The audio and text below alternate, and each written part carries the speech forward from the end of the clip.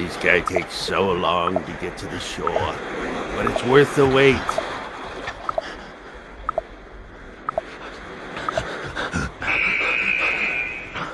It's... Goddamn, that's a cool logo. Fuck.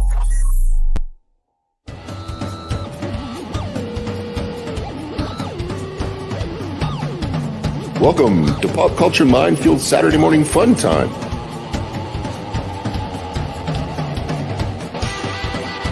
This is Zax telling you to get those breakfast bowls ready because away we go. Oh.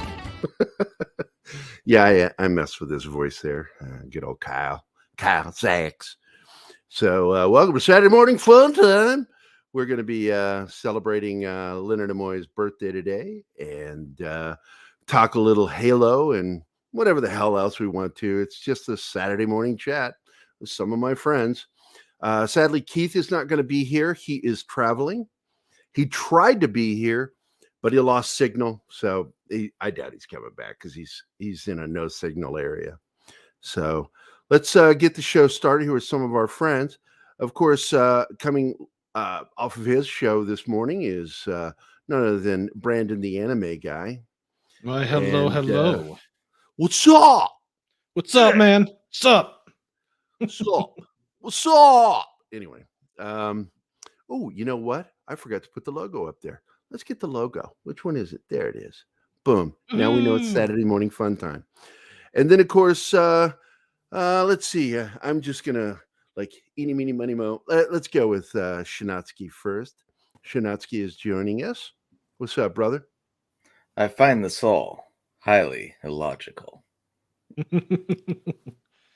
Our logic is flawed. See the eyebrow? Yeah. I always love that. Because I before I get into that story, let me get the other guys in here. Yeah. Go on. There's this guy named Baron Ormontag. I thought I'd emulate you. Yeah, Tog meaning day. Except for up in Scandinavia, Tak means thank you. Yeah, T-A-K-K, Tak. Yeah. Mango Tusen Tak. Many thousand thanks for having me here. While in German, it's Guten Tag, good morning or good day. Guten Morgen, Guten Tag. Good dog. And then, of course, our good friend and regular panelist on TGIF is my buddy Deleted Scenes. Good afternoon. And I do believe that outside of me, he has the worst internet connection on the planet outside of my own self. You'd think with me living out here on a potato farm that my internet would be complete and utter shit, but guess what? It's not. You're paying $3,000 a month for it. That's why. Yeah, I am paying a fortune for it. What do they call it? Rural internet. Yeah, has really gotten better. It has. Well, the company that I have, they have a tower that's only 2.5 miles from here, and they have a fiber drop directly to it. And the type of radio antenna that they're running from my place to there is as good as if I was directly connected to the fiber. It really is good. It costs a friggin' fortune, but it's worth it because then I get to do this without me going. Yeah. We like you better that way, Brandon. We've got Sparklight, which is supposed to be high end and it's expensive internet. It's the worst. It is the worst. I'm so fucking man, I miss my old place. I want to welcome the chat. We've got Jacob the Critic, who's a close friend of Keith's and mine. Das Wolfen, who is also a close friend of Keith's and mine. Das Wolfen. Keely Chow, who is a friend of this channel. Roll Tide. Pacific 414. Pac-Man. I've already shown Das Wolfen. PJO, who is Dork Knight, his mom. And she comes here more often than anything. We love her. Hi, PJO. Good afternoon. Has anyone heard from Dork Knight? Can't reach him on the phone. Last time I talked to him, he was prepping for the I Love Lucy birthday thing today for Cecy. So I don't know. That's weird because he's always available. I'll hit him up here shortly. No, that's Brandon. Fuck Brandon. Who's that guy? Fuck that guy. Lucy, did you fund this show called Star Trek? You got some explaining to do. Oh, he's over on Salty Nerd. Mm. Yes, you love Spock more. Okay. Yes. So I was going to tell the story real quick that when I was a kid, I would get a footstool or the step ladder and take it into the bathroom. So I could stand in the mirror and figure out how to do this. And I would practice. I was doing this all the time. And then finally one day that happened. And I'm like, ah! You know, it's like I discovered the greatest secret in the world. And what's so funny is I've been doing this for so long. All my children do it. Yeah, they all do it. And in fact, I think Zoe is able to do this thing, wiggling. I can't do that. No. I do have the ability to raise just the one eyebrow, but it's got so bad that I can't do the other one. I can't do the other one. I can't do the other one either. And now, seriously, did you use your finger to help try when you were doing that? Nope. No, I would hold on to the sink and I would just sit there, and I'd work the muscles because you had to figure out these muscles right here, how to do it. Once I figured it out, I'm like, you know, like I said, it was like I discovered this amazing mystery. I think a certain segment of the population practice with your hands can't raise their eyebrows. Like, just their muscle groups are different up there for some reason. Well, one of the funny things about it, though, is when I was a teenager, in order to look like I wasn't drunk when I was drinking, because in the 80s, I fell under the grandfather clause. I was allowed to drink at 18. And they changed it that same year, but I grandfathered in. So I'm like, yay, me. But my dad did not want me drinking. But I went, because I hung out with athletes. You know, all the jocks were my friends. Yes, a fucking nerd, because I played football and baseball and ran track. But a lot of my nerd buddies did that. I liked baseball. I love baseball. Still love it to this day. I can barely stand watching it, but I love playing it. And I love to throw ball. But football was fun to me because I liked hitting people. Pugilistic sports were like my favorite thing to do. I boxed. I did martial arts. And so I had all these athlete friends. And that's why it's so weird how, you know, because I was a nerd as a kid, an absolute nerd. But I also, because if you go to my Facebook page, all my friends from high school, and they're always on my page, were the broad spectrum. I was friends with everybody. And it's so weird because I was, you know, an introvert, so I didn't think anybody liked me. I just assumed people didn't like me. And I've found out over the years, you know, I've got this great friendship with all these people. And I'm like, that's weird. It's just so weird that you guys, you know, like the nerd. But it also had a dark side because of all my friends who love Star Wars, I'm the one who got stuck being called that in school. Yes, they called me Star Wars. Get yourself a Star Wars. Hey, Star Wars, what are you doing? I fought tooth and nail to get rid of that fucking nickname. And finally, because I did an impression of Richard Nixon in I think it was 7th or 8th grade. It was really kind of just, I did this improv joke, an improv contest, you know, up on stage. And I did Richard Nixon doing a Colgate commercial. And he says, my name is Richard Nixon. I'm here to sell you Colgate toothpaste. And then I took, you know, mimic doing the toothpaste, put it in my mouth, and went like that. That was my joke. And so everybody started calling me. What's that? I have the tapes now, and no one's fucking with me. Nobody. I am not a crook. But so everybody started calling me Tricky Dick after that. And I'm like, oh, God, thank you. Star Wars is gone. But rather be a Tricky Dick than Star Wars. By the time I got into high school, somebody misheard it. And because of my hair and my boyish charm, I started being called Jack Tripper. It went from Tricky Dick to Trick to Trip to Jack Tripper. Weird fucking people. Well, it could be worse. Jack Tripper is a damn good character. He is. Oh, I love Jack Tripper. And I did not mind being called that, but did you do pratfalls like he did? Yes. It's really funny. I knew how to break dance as a kid. I was a skater, punk, and I learned how to break dance. I've taught my daughter how to moonwalk. Zoe, I taught her how to moonwalk. She's like, you know how to do that? I'm like, yeah, I used to dance. She said, but you always said drummers don't dance. And I said, I quit dancing is what happened. And, but there you have it. That's just some weird shit. Brandon. Yes. What was high school like for you? For the most part, solitary.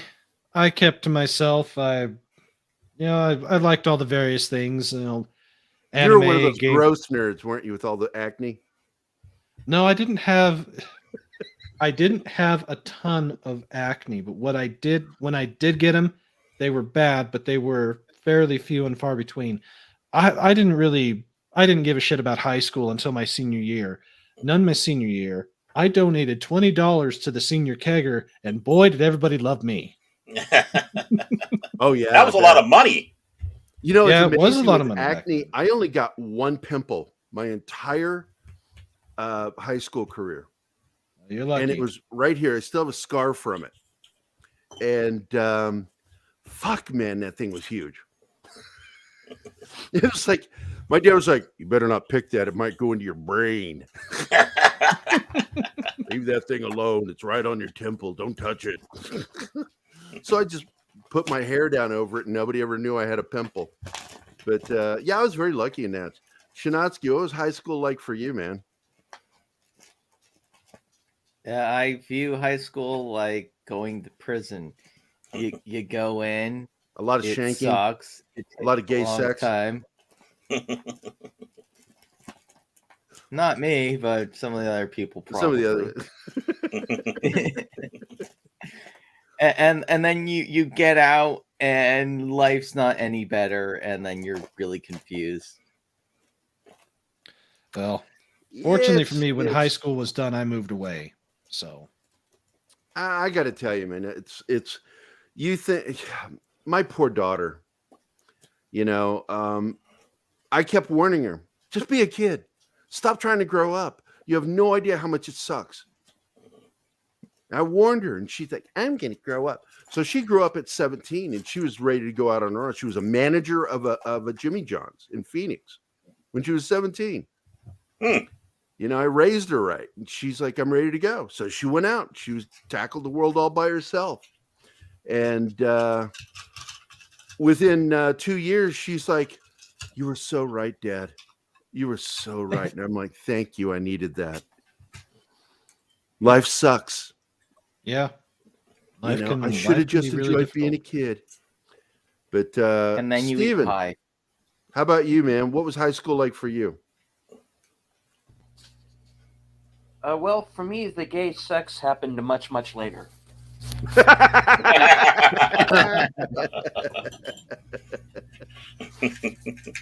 I was someone who loved school when I was younger, but the older I got, especially after my parents divorced, everything just felt like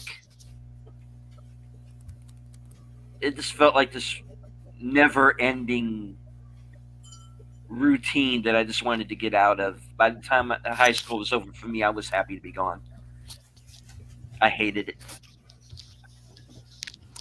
Yeah, I didn't enjoy high school myself. I quit. A lot of people don't know that because I am a high school graduate. But and I'm still considered part. They keep inviting me to the class reunions, and I won't go. But I quit my last year of high school, and I just took the GED. I threatened to punch my school's vice principal. Got into a huge argument with him, led to him having to formally apologize to me because of what happened. Because my dad wasn't going to let it go. He went after him because the argument we got into is he tried to say I was doing drugs.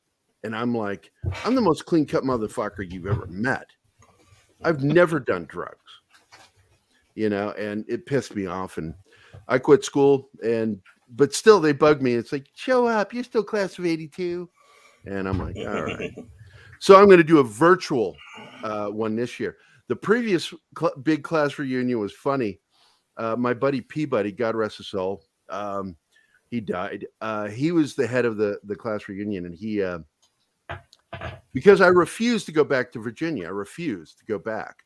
That state's not big enough for me and my ex-wife. And so they put up a table because I helped him do the website. I did all these graphics for him. So they put up a little table with a photo of me, and everybody thought it was a memorial, and we're going, oh, did Gary die?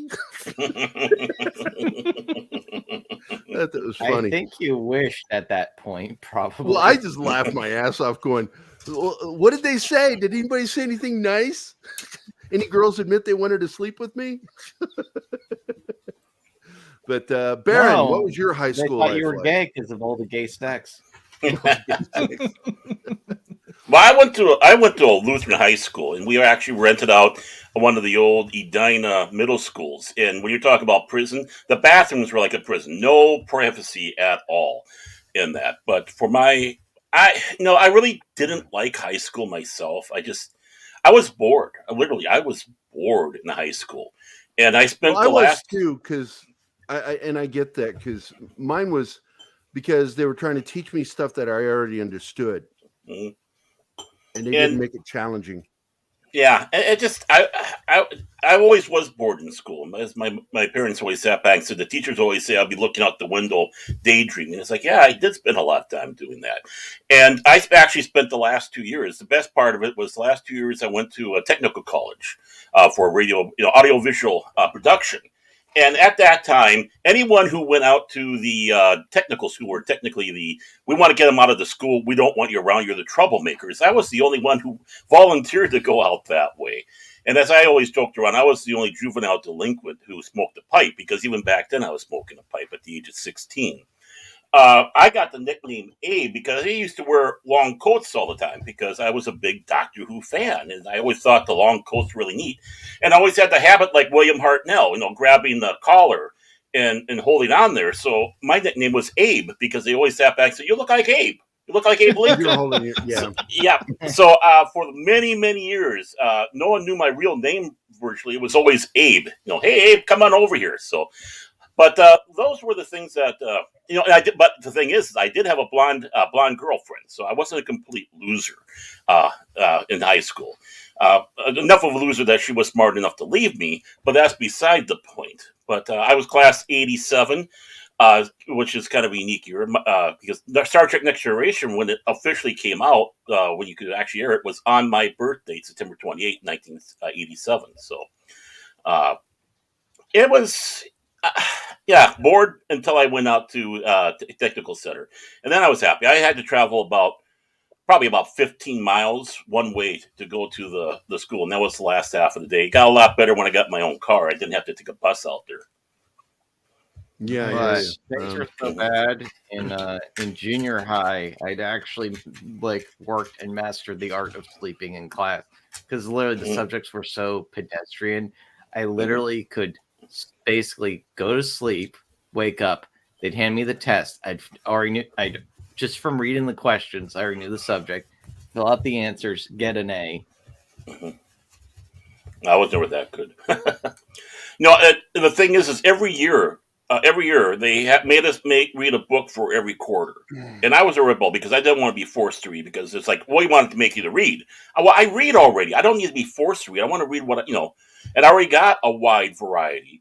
The only book I read was The Hobbit. One of the books was The Hobbit. But oddly enough, I went to a class that I really actually liked. It was actually reading books, and we read stuff like Rebecca and The Count of Monte Cristo, which is my favorite book of all time, by the way. Alexander Dumas' Count of Monte Cristo is an ultimate classic. So that was one of the classes I think I really enjoyed and got the most out of, was going to the reading class. And that's really got me loving lore and saga in storytelling. Actually, real quick, I missed this earlier, but I did want to read it now that I found it.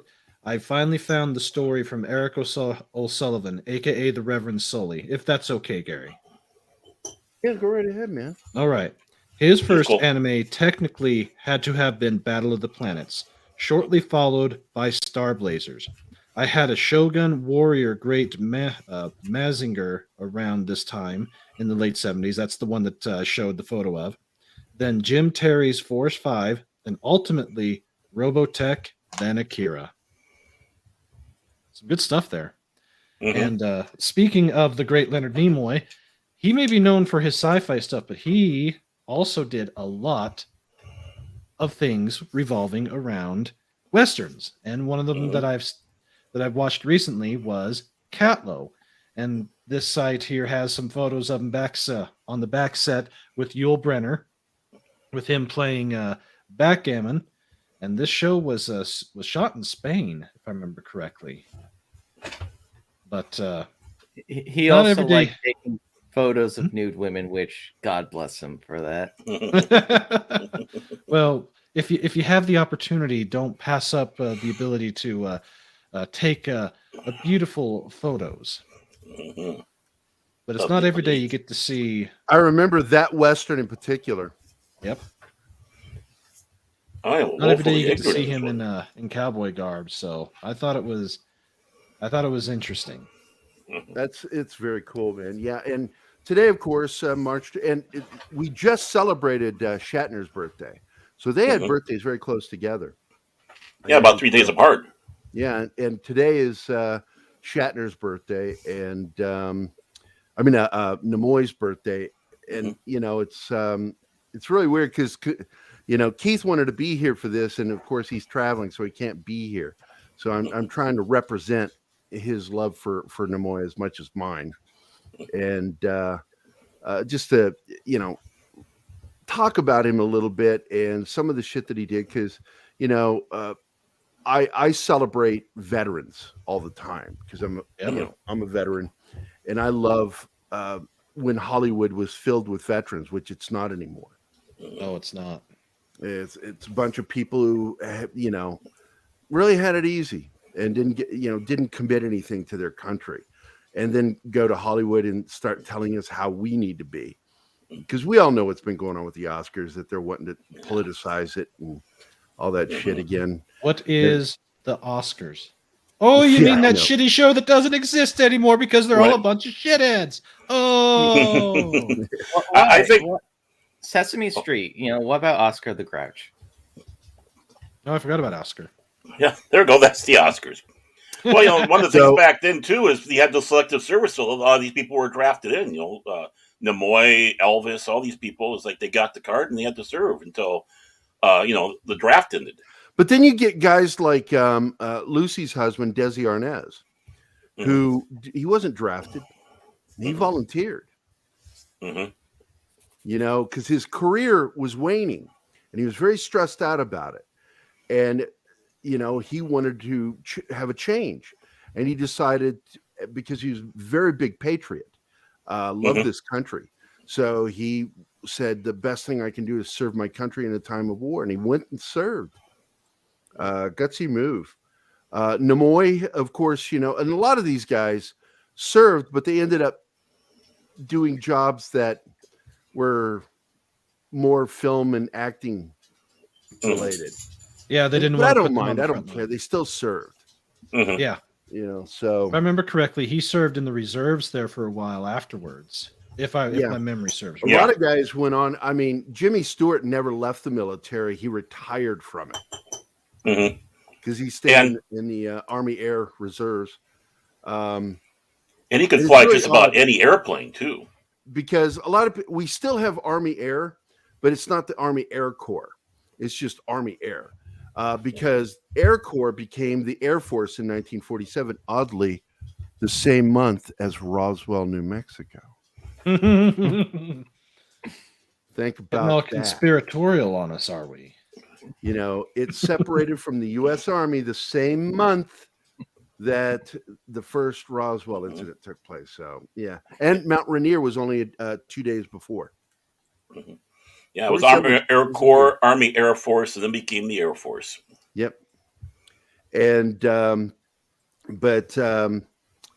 know, the Army still has its own pilots and shit. So, yep. And well, they still have the helicopters, so. Well, C-130s. When I took my ASVABs when I joined the Army, my test scores were so high, I literally could be anything but a fighter pilot. I was just under the score, and but I could be a combat pilot for choppers, and of course my recruiter was so excited. She was just like beside herself with excitement. You could be anything, and she started naming all these things. And I just said, I just want to be a medic. And she got fucking butthurt over that. Because there are no points for that for her. No. But to wish Nimoy a happy birthday, I want to show off this little video. One of the greatest moments in cinema history. Spock.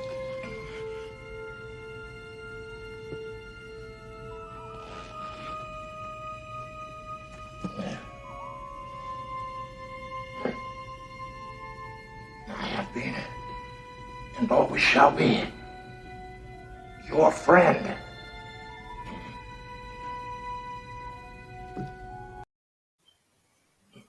Yeah, that scene, it always hits. That whole movie is perfect. Yeah. Yeah, and there's also another great moment in really one of the best episodes of Star Trek where they intermixed the previous pilot that didn't get picked up with the current series, which was the Menagerie, part 1 and 2. And I love this moment because it's also where it proves that they don't know what they're doing with Kurtzman Trek. You can't have Kirk with them. You can't have Kirk because Kirk says right here. You ever met Chris Pike? We met when he was promoted to fleet captain. About your age. Big, handsome, and vital active. I took over the Enterprise from Spock. Served with him for several years. 11 years, 4 months, 5 days. Yep. I love that fucking scene. Kurtzman can go suck an egg and drown in the depth pools of hell in Minecraft.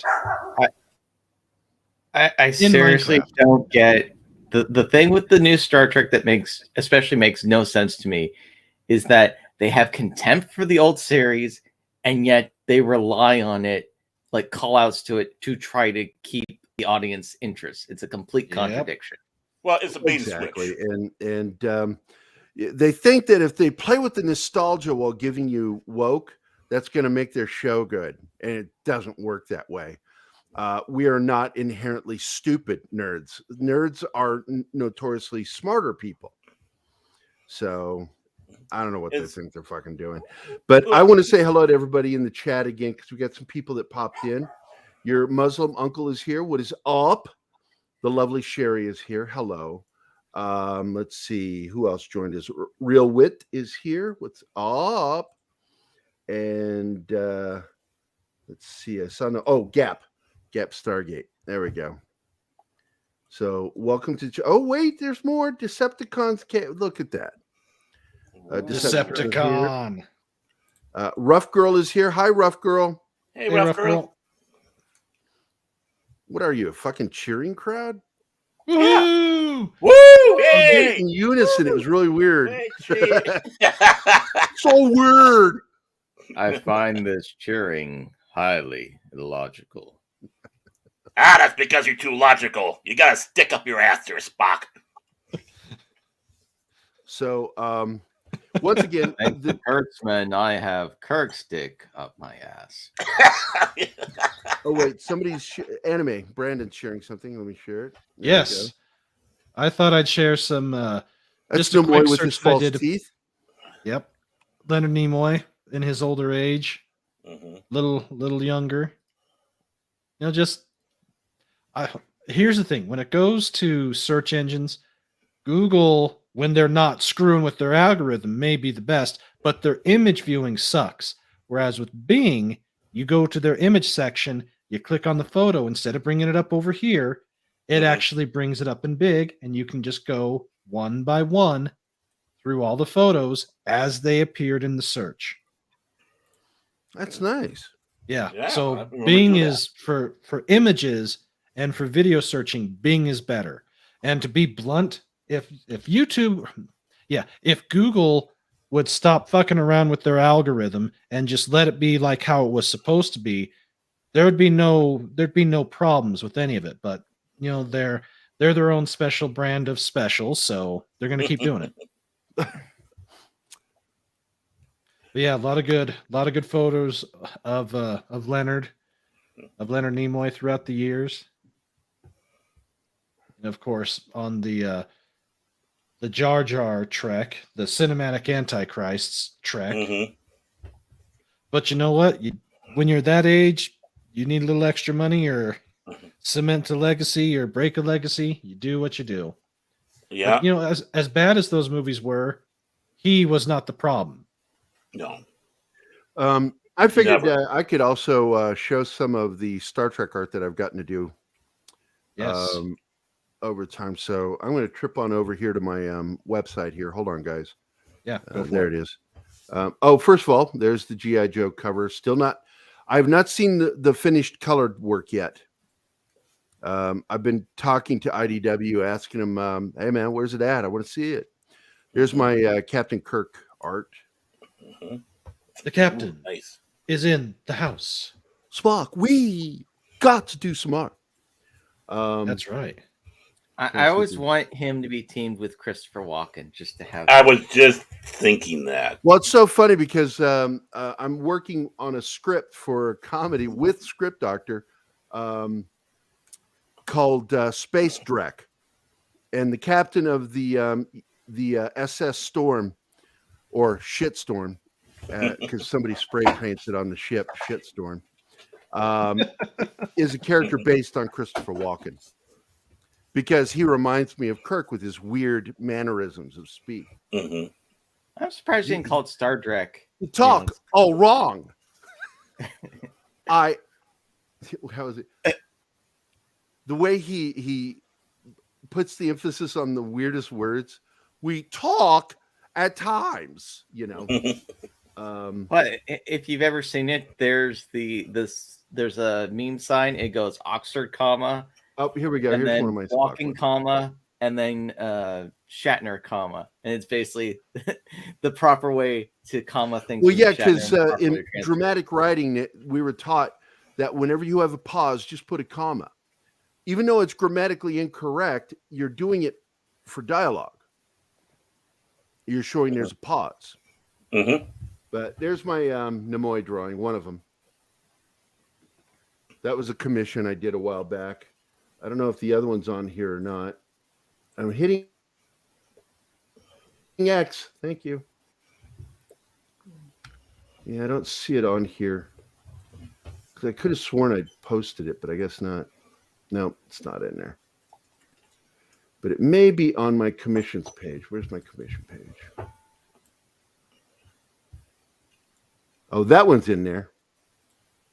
Nice. A friend of mine commissioned me when I was in Phoenix to do that one.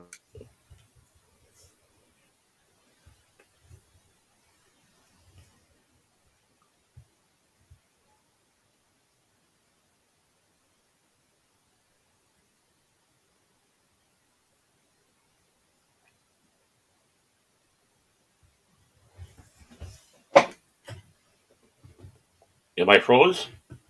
No, Gary, did you freeze? No. Okay. Well, yeah, he looks like he froze. Going back to Star Trek too, I just started watching that documentary in Search for Tomorrow, about the '80s cinema. Got the first hour of 5 hours, and they're talking about, of course, Star Trek 2 and how Nick Myers wanted to make that like the anti-Star Trek the Motion Picture. He wanted to take everything that was wrong with Star Trek the Motion Picture and fix it, which he did. And of course, one of the big things we all thought Star Trek 2 was going to be the last movie. It was done by the television department of Paramount. A lot less of a budget, but a hell of a lot better film. And being that was the last film, the sequence with Spock dying was so impactful. It's like this is the end. The saga is coming to an end. Yes, it ends with hope, but we lost such, as for being so logical, such a soul on Star Trek. And of course, a lot of that impact got taken away when we had Star Trek 3. But it was very, that scene that Leonard did in there was just wonderful. Both him and Shatner, how they played off of each other with that death scene. And you never thought that anything like that would ever happen, but there it was.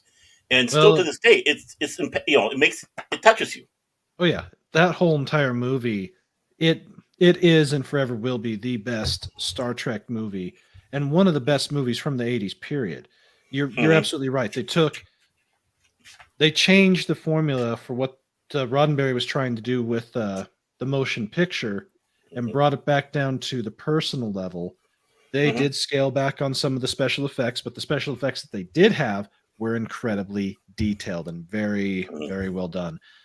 And of course, bringing back Khan was a stroke of genius. It really was. And those special effects still hold up today. That's what's amazing. That Mutara battle is still awesome to behold. And I love watching that battle through that whole film. That's the joy of practical effects with it.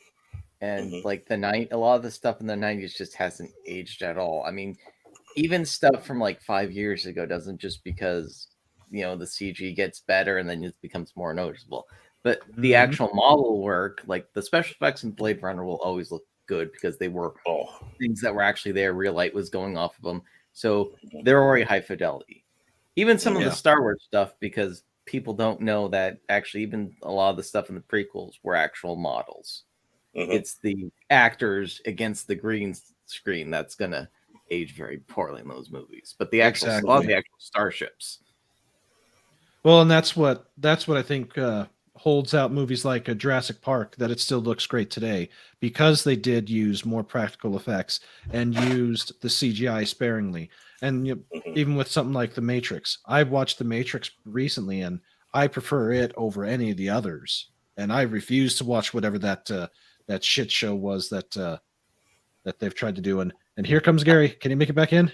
Another thing that's happened with effects is that they're also just rushing them. Like one of the things with Jurassic Park, they're rushing them bad. They spent, was it like 18 months on the visual effects, and there aren't that many visual effects shots. They were spending the time to make sure it was done right because it was the first. Well, because they know it's art. I mean, special effects is an art form. You just can't rush it. It's, if you're rushing it, you can tell. And there's a love to do it. The people that do those practical effects are, you can tell that their heart and soul is in that work. Gary, you are slightly... And okay. Gone. He's back. Gary, you will always be my friend. Live long and prosper. You're muted, Gary. He's muted. I got disconnected again, and I've got my phone too, just in case. So I'm logged in on it too. Nice. So it's nice that the host actually shows up for his show. Going back to topic, Leonard Nimoy, also accomplished director, not just in the Star Trek stuff he directed, because one of my personal favorites still is The Voyage Home, which he directed, if I remember right. And the 3 Men and a Girl, what was it? 3 Men and a Baby. 3 Men and a Baby. That was one of that well done film, and what a great cast he had there to work with. Yep, that movie captures pretty well everything about New York City in the 80s, or at least in that particular part of town. Yeah, I watched it with my girls here just a few months ago, and yeah, it holds up very well to this day. It's just a great movie, and great films will do that. And we definitely miss Leonard Nimoy and his contributions to everything. Well, of course, one thing he was also known for is his one-man play, Vincent, where he's playing the brother of Vincent van Gogh through the whole play. And I know what was one of the cable outlets actually aired it. The actual stage play, I can't remember, was Showtime in the day or HBO. And he was fantastic in there. And here you are, one person. It's on you. You have to do this whole thing and have this thing all memorized. What a talent. What an extreme talent that was.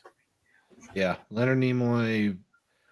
Yeah, there is no one else. It's him, Shatner, and there's a few other people that once they're gone, we've lost a lot, and we've already lost too much as it is. But we have. I know Shinaski put in the private chat about Nimoy's performance in Columbo. He liked that one. One of my favorites, actually, because it's just the uniqueness of it, was his appearance in The Man from U.N.C.L.E., because it was him, it was William Shatner, and it was Werner Klimper.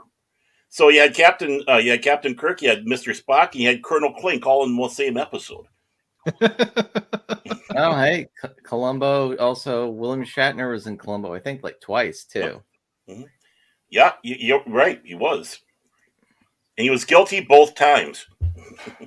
Yeah, spoil. Yeah, that's not really a spoiler of Columbo. It's like the guest stars the murderer. Mm-hmm. Oh, yes. That's funny. There was an episode of Mission Impossible, as I recall, where Nimoy and Shatner were in the same episode. Yep. And I think they meet once, but they don't talk. Mm-hmm. Fun stuff, man. And didn't Nimoy have a guest star appearance as a different character in Mission Impossible before he took the role later on from Mike? No, I'm thinking Man of U.N.C.L.E. It was Man of U.N.C.L.E. Both of them were in the same episode. And Mission Impossible, Nimoy came onto the show the fourth season to replace Martin Landau. I just forgot his name from Martin Landau. Alpha. Martin Landau. What's that? Martin Landau. Martin Landau. And to be honest with you, as much as I love Nimoy, I really didn't think his character of Paris was as good a character as Hand, which is the previous character. I don't think he ever quite fit in. And he got what I think 2 seasons in, and he left. And sadly, that it was the year that he left is when Shatner came on the show to play a gangster. That's right. And I'm like, damn it, that would have been so cool to have a reunion in there. We had to wait till T.J. Hooker to have that Spock Kirk reunion when Leonard Nimoy's character does a ride along with T.J. Hooker. And boy, did we make fun of that fucking name. Who thought of that name? I mean, honestly, who thought of that for a name? T.J. Hooker. Great show, but good God, who thought of that name? The name T.J. Hooker, it sounds like it's going to be about a hooker named T.J. Right. or it took her from Well, they Tijuana. already had a show called Police Woman, and she would be a hooker every once in a while.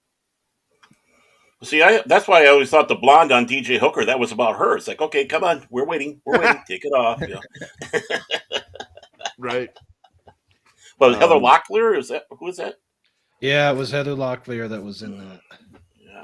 Or she eventually took over the lead female spot. I actually watched a few episodes of TJ Hooker that was on the Roku service, if I remember correctly. And yeah, from what I remember, Shatner did not want to do the running, so you could see a lot of the stunt double doing the running, and then you'd see him. But he did his own driving stunts, a lot of them. Yes. And it's so funny because there's a great story with Bruce Campbell having to learn how to do that brake spin, and Shatner's the one that taught him. Oh. Yeah, go look it up, man. I know that. Yeah, go look that up. It's a great interview with him, and he talks about it. That Shatner was one that taught him how to do that. I'm trying to get caught up with the chat here. PJOS has gone to check Daniel. I'll be back. Okay. Hopefully He was Leonard Nimoy was also in the Transformers movie as Galvatron. Hey, 12-inch Lando. I have a 12-inch Lando Cal Racing. I do. And it was really funny. For one of my birthdays a few years back, Deanna bought it for me. And I said, let me get this straight. You bought me a black action figure for my birthday. So I own a black guy now. Nice. Well played, baby. For a minute, I thought it was a 12-inch Lando.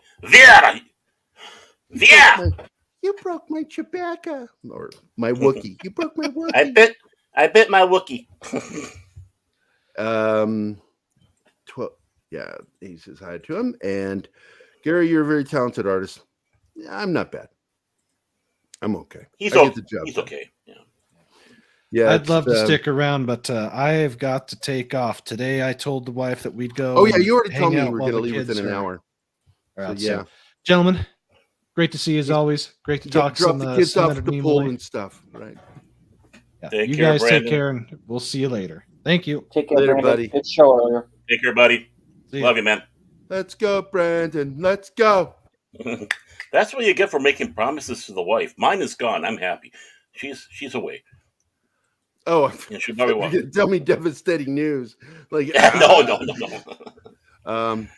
Pull a Dork Knight. Start talking about like so after you get married, best friend's body. I'm like, I'm just sitting there like, holy shit. This is the scariest, most fucked up episode of anything I've ever been on.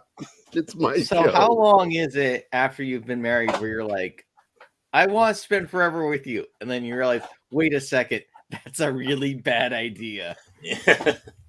Well, I'm going 11 years and I haven't hit that yet. So she might have, but I haven't. Yes, he did. That's true. Yeah, Peter Cullen, it's like, Prime, have mercy, and just goes, no. PJO is back. Yeah, I was just talking about your boy that night that he'd had surgery, and so he was really pumped on the medication, and he came on and just started talking about like finding his buddy that was dead, and I was just like, oh my god. It's like, I don't even know. I don't want to stop this, but at the same time, oh my fucking god! Should we start calling her the long-suffering mother? She's an awesome mom. He clearly is wonderful. Because Dork Knight's such a great guy, and that comes from good parenting. So, Martin Acosta Santana, how are you doing, my friend? And Roger Ryder. Welcome. We have not yet started talking about Halo yet. Have we all seen Halo? No. Fortunately, I haven't. Did you see it deleted? I did. I remember right after watching it, I said, one episode in and I fucking hate this show. I got so angry at some of the stuff they did. One, the CG is just fucking awful. That is clearly not Weta Workshop. I've been seeing the and clips. What did they do to fuck that up? To not have Weta Workshop doing the effects for this show? I don't know who the fuck that was. It was garbage CG. Just terrible. The lighting is off. It doesn't match. The character animation is clunky and doesn't match natural movement. It looks so fucking fake.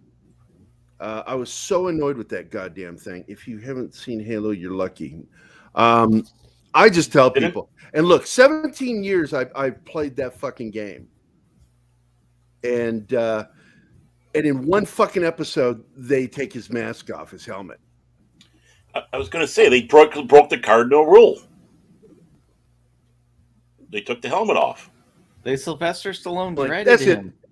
Yeah. I just I hit stop. I was done. And I like that guy that's playing him.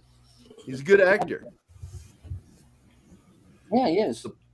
And he's not bad in the show. It's just that, well, the chief problem. All right, let me preface this. I haven't played the games, so I don't have them to compare it to. But I do know that one thing Master Chief does is he keeps the helmet on. And these people are under the impression. Well, it leaves that great mystery of, is he scarred? Is he messed up? Well, yeah, it's like another reason they did that is because he's a player avatar. So the theorem is that by not having a face, you can more identify with being him. Yeah, so it's a huge mistake to do what they did at the beginning of the show. Yeah. It's like taking the helmet off of Boba Fett, taking the helmet off of Fett. Everything happened too quickly. That shit should have been like several episodes down the road.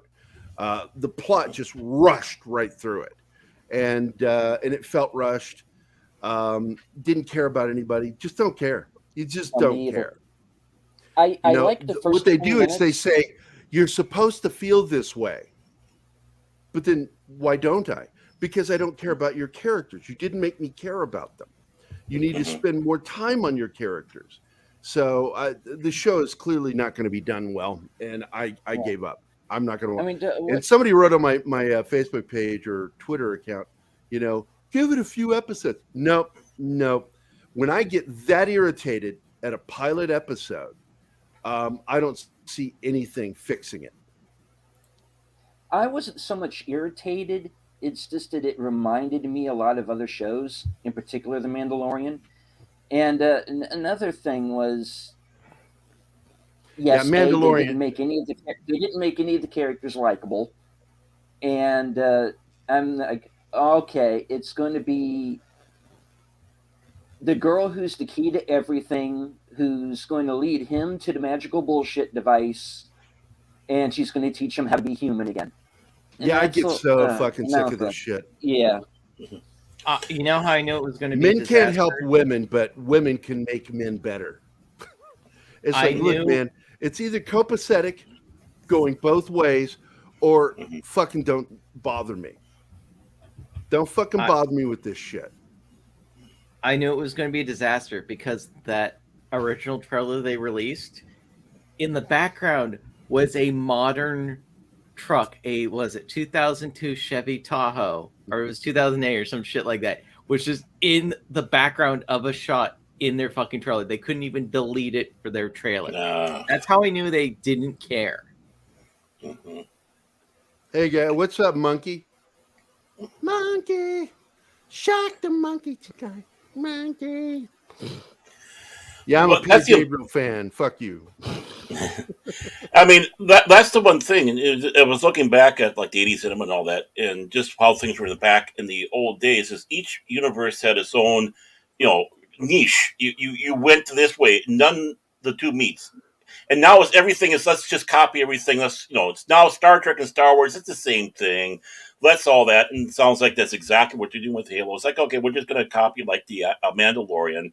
Let's violate certain rules, like taking the helmet off. Well, we have to do that for people to identify with. It's like, bitch, please. You can identify with C-3PO, and Anthony Daniels was masked for the entire damn movies. Darth Vader didn't get unmasked until the third fucking movie. Exactly. And everybody fucking loved Darth Vader. It's dumb. Yeah. That's dumb analysis. Dust Wolfen, here, look, man. That show, if it's not made for fans, then why fucking make it? Because if you're going to do an adaptation about a game or about a book, you are going to rely on the fan base wanting to see it. And the fan base is going to reject what they did because it's not the character that they love. We want the character that we love. I dig it. You don't play the game, so you don't fucking know. But I'm not going to sit here and say, well, that's okay. It's okay that they did that. It's not okay. I'm glad you enjoyed it, but it's not okay they did that. It fucks with the character. I always put that, like, what the equivalent of what's going on with games is Imagine if there were people adapting a book series and they all talked earnestly and happily about how they didn't read a goddamn word of the fucking book, and they just talked to people who were fans of the book series, and that's what they use as their basis. Yeah, Right. it's ridiculous. I mean, doing an adaptation is kind of a balancing act because you want to do the stuff to make sure you have the fans, but you want to bring new people into it as well. And it's a hard balancing act, and when you can do it, you start getting people who are fans of the product, and people are now being brought in. It's like, okay, this is interesting, and now they're introduced to that lore. You don't have to dumb down the lore or change the lore to try to get new people, and then tell the fans, "F you, go away. We don't need you." Look, I don't like the plot where they're going with the show either. The trailer gave me the feeling that we're moving towards the Halo, the Ring Worlds, clearly stolen from Ring World. Yeah, and dealing with the oh shit, I just forgot the name of the flood. The flood, because that shit's fucking scary. And this show should have been a horror sci-fi project, not a fucking. We're going to introduce this little girl, and she's going to be his companion, but she really is the star of the show because she's going to make changes to our hero, because our hero's kind of a neutral guy. We're going to make him neutral hero, and then we're going to make him a real hero because of her. And it's like, all right, I'm done. I'm not interested in this kind of fucking writing. It's pansy writing. Like the Bad Batch, like the Mandalorian with Grogu. And well, I'm going to argue with the Bad Batch because I like the Bad Batch because they're protecting her. She is not the best of them. She is a fuck up. In fact, that was one of the things I commended about it. I don't know whose idea that was, but she fucks up and she keeps making mistakes. It's gotten them in trouble. She's gotten them into trouble. And so she's learning to back off and learn how to do things as she progresses. And I think, what I'm waiting for to whether I wait all the way to the end to find out if I'm going to like the show is why she exists, because there better be a damn good reason she exists. And and if they don't explain that mystery, then I'm done with the show. I'll go, all right, I watched your show. I think it ended badly because you put this in there that the mystery box. She's the mystery box. And if you don't fucking give us the answer to what the mystery box is, you're nothing but another fucking J.J. Abrams. Go fuck yourself. No, the mystery box alone is the fucking problem because J.J. is basically the new messiah according to Hollywood and all of his fucking acolytes who take after his particular. That guy can only replicate the mystery look. Box. He can only replicate the look of Lucas and Spielberg when they're at their best. He can only replicate it.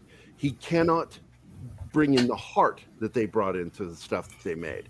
His shows, everything he makes lacks soul. Yeah, and even the look. Mission Impossible. The Mission Impossible film he did was really fucking good. But even the look misses. Did he was he in charge of the writing process for it? Because I think he was part of the writing process. He was part of the writing and the director. There was a time he could write. And it was. Oh God! It cut off again. What's that? You win the carbonite for a while. No, somebody said something there. I got to get off again. One of you guys said it. I was just. I said, "Oh God!" He froze again because literally it went pause and then it just fast forward. Oh, I did. Yeah, you did. Yeah. Yeah, it's my fucking shitty internet. So, there you go.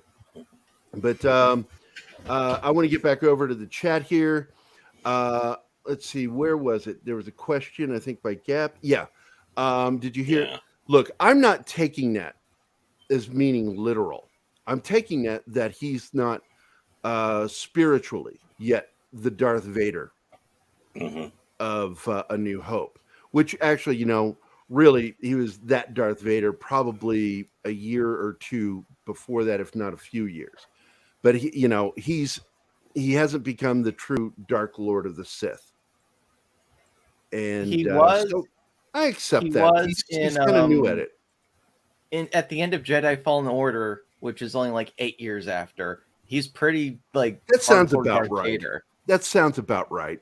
I would say within a decade, that character should be fully formed.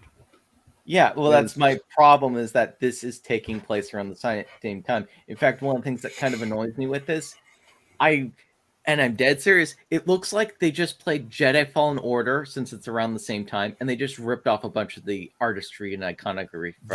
Look, you're allowed to steal from yourself. Yeah, but no, I steal from myself group. all the time, and I'll go, man, I wrote that, but fuck it, I'm going to use it again. And no. Because it was the it was the team at EA, I forget which EA team it did, that made a lot of those environments and everything else. I'm saying that they just went from here. It's like, yeah, they can legally do that, but I'm just saying it doesn't look like they're adding anything new. It looks like they just basically are using Fallen Order. They're just using a plot points from something else. And I got to be honest, that doesn't faze me as long as it's done well. All I fucking want is a story told to me that makes sense, isn't fucking clunky, because clunky dialogue will fucking just send me away quickly. I want good dialogue. I mean, I think everything that happened with Boba Fett was intentional. I think that was the Star Wars writers group and Kathleen Kennedy, because they were taking advantage that Jon Favreau was working on another series at the time. I think the blaming of him, because, and I'm going to call my friends over at Phoenix, Flaccid Phoenix, because they keep going, you guys keep saying he's the savior. Nobody has fucking said that. Nobody has fucking said that. You're making it up.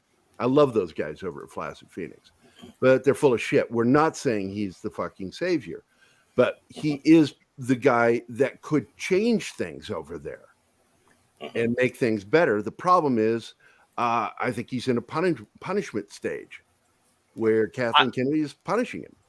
I generally don't think it will, because if she was going to actually be dethroned, it would have happened already.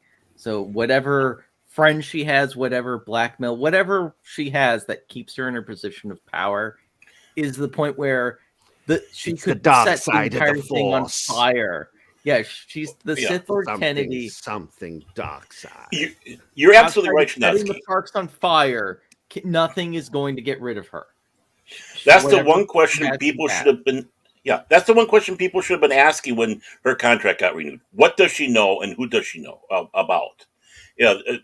She's got something somewhere that if she doesn't keep on, she's going to let stuff out. We all know that Hollywood's got some really weird shit secrets going on there, and she knows them.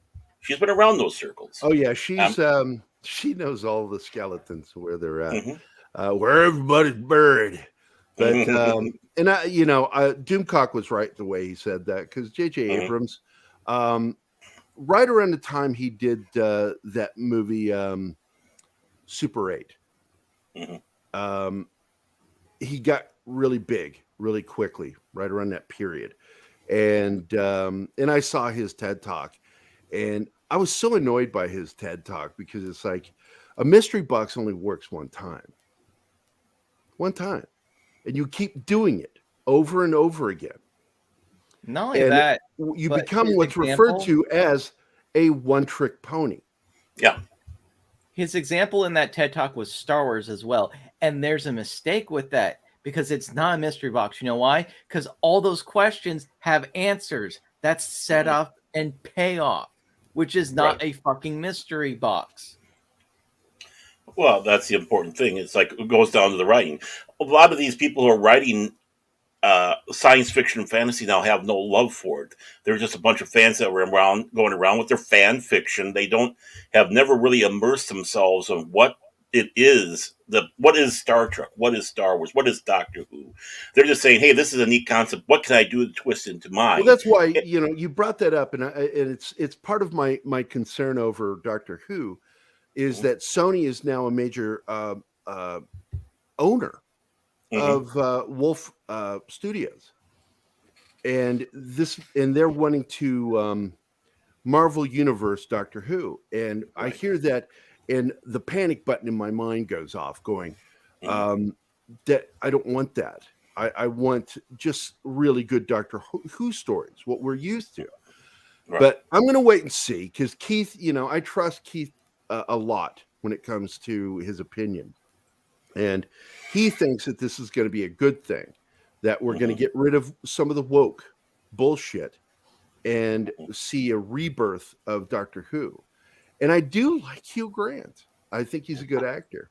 But the problem is we've got with where that things are going to get any better, because what I've realized thinking on this is that yes, from a making money perspective, none of this makes any sense, which means making money isn't the goal. The people that are backing these things that have basically bought these out Sony have tons of money like from that, other though. places, and they're using these, much like these SJWs that are actually writing this stuff, to get their political messaging across. They don't care. They own enough industry and have enough resources elsewhere that it's like when they buy up a newspaper. Newspapers don't make any money. The value in a newspaper is spreading your propaganda. So they're basically treating these properties, because they have some notoriety, as just another area of propaganda. So they don't care if it makes money or not. If it makes money, it's nice. But the important thing is they can keep getting their messaging across. Eventually, though, they're going to have to make money, or they're not going to be able to do that. And a lot of the studios, I think, are waking up. I want to point out, Sony is one of the least woke studios going. Sure. They are really about making money. And that's what Keith brought up when he was making the argument of this might work. And so I'm cautiously optimistic, because I'm naturally cynical. I just assume people are full of shit and they're going to fuck things up. But there's still this young altar boy that lives inside my head that goes, "Come on, Gary, it'll be okay. Trust in the best interests of other people." Yeah. That has led to 4 divorces for me. So there you go. Baron, going into your point with it, yes, if it was solely just you were solely in charge of the media company, and that was your entire income. Yes, the problem is the people are like Jeff Bezos, for example. He can make Lord of the Rings whatever he wants. It doesn't have to make money because he owns Amazon, which is $1 trillion company. So he can burn Lord of the Rings to the ground, waste $1 billion. It doesn't matter. It's a write-off for him at that point because he has so much money.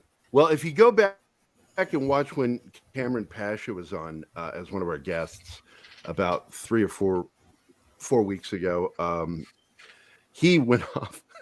I triggered him when I brought up Amazon and Bezos, and he's like, hands to the head. He was getting so excited talking about what a communist Bezos is, and that he's trying to create his communist utopia through Amazon, where you get everything in one place. He would like everything to shut down. It's just him, And I'm like, I don't doubt it for a second, because he's definitely a commie. I've always referred to him as a leftist, because like Keith calls himself a liberal, and I said, you're not really. You're a blue dog Democrat. There's a world of difference. Leftists are way over there, and they're basically socialists, which is soft communism, or commies. When I say leftist, I'm saying either a socialist or a communist. That's what I'm saying. I'm very defined in what I'm talking about. And that's what Bezos is. And that's what Amazon is set up for. It's going to put, they talk about this. It's going to put so many businesses out of business.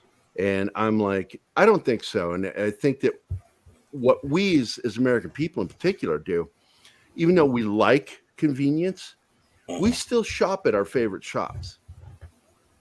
We still go to our favorite places.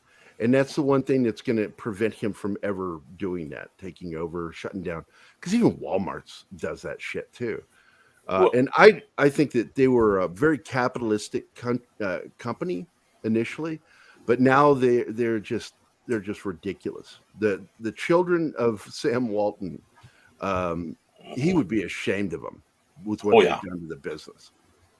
And how they And even Best Buy had that mentality. We're going to be the only one. They're jumping in circles saying we're destroying Circuit City, we're destroying Radio Shack. We want to be the only one. And now what happens? Amazon comes around, and now they're shaking their boots a little bit because of that. There's Martin. That's a different division. The motion pictures division is a standalone. Each division of Sony is its own division.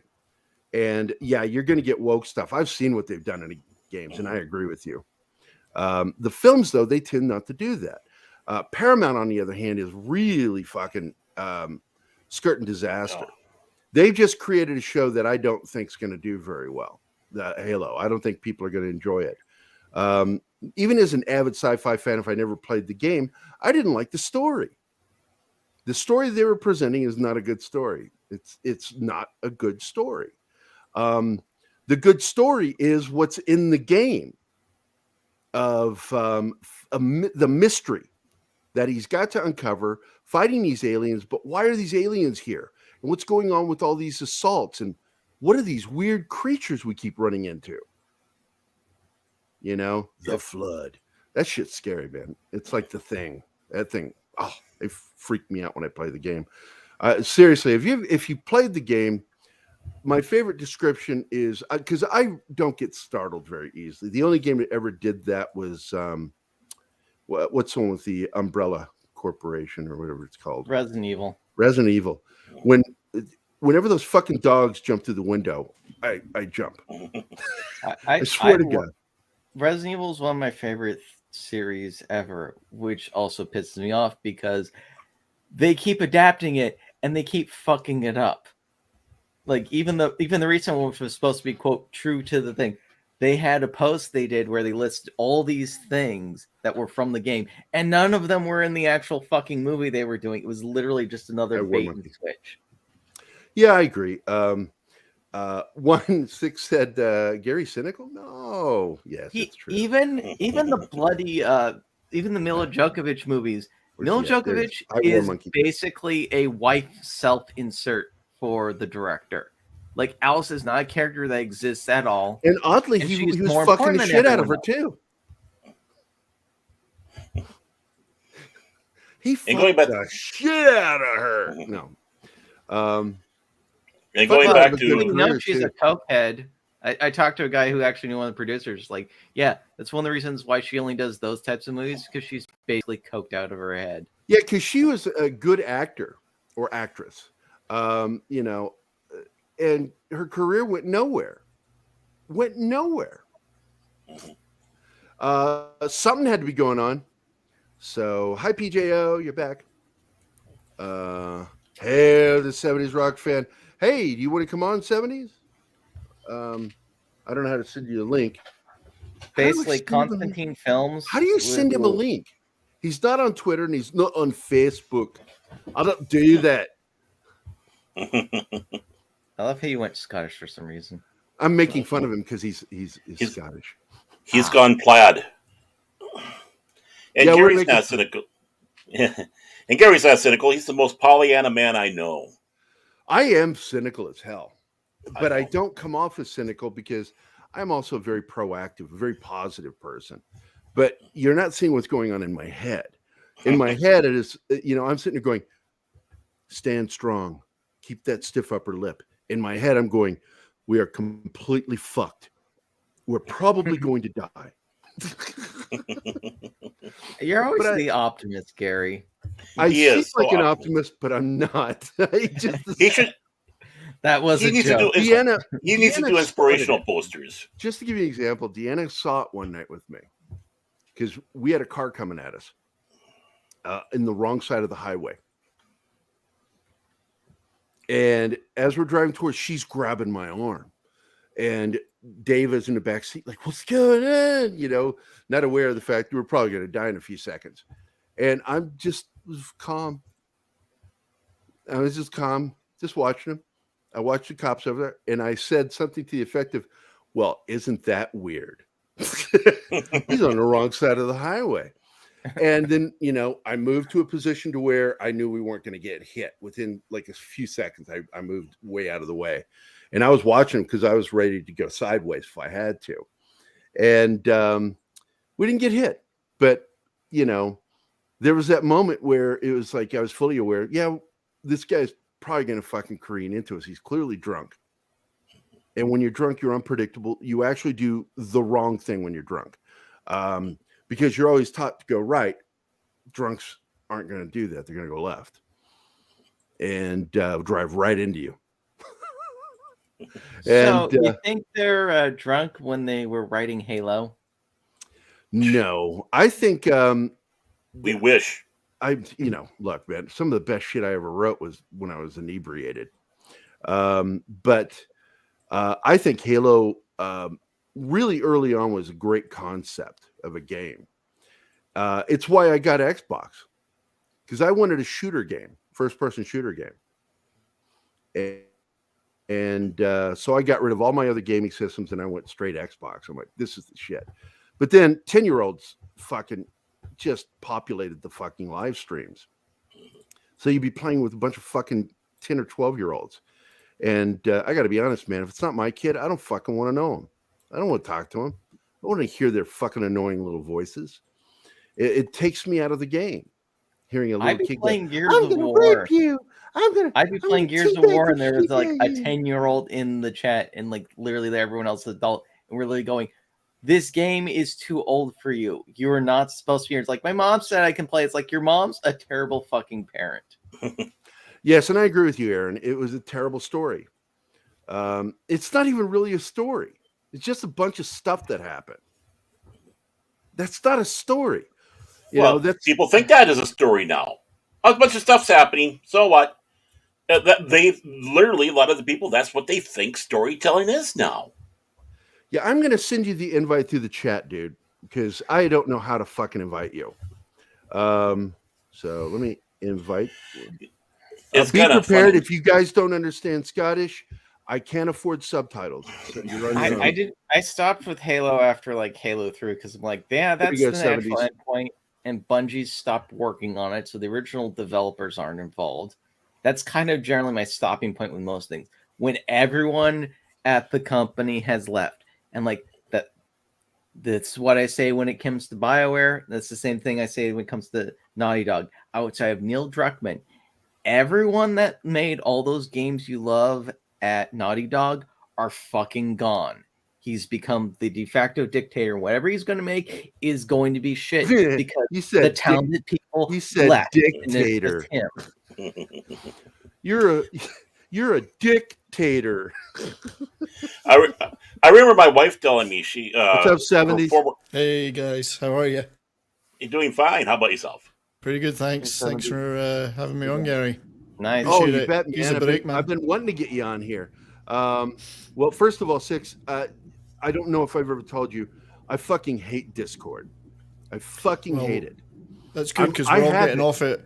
I'm to like, go to Gilded. I can't stand it, dude. I can't stand it because Shane Moore, who's going to be on today, but I ran into technical issues, so I'm going to have to talk to him later to get him on.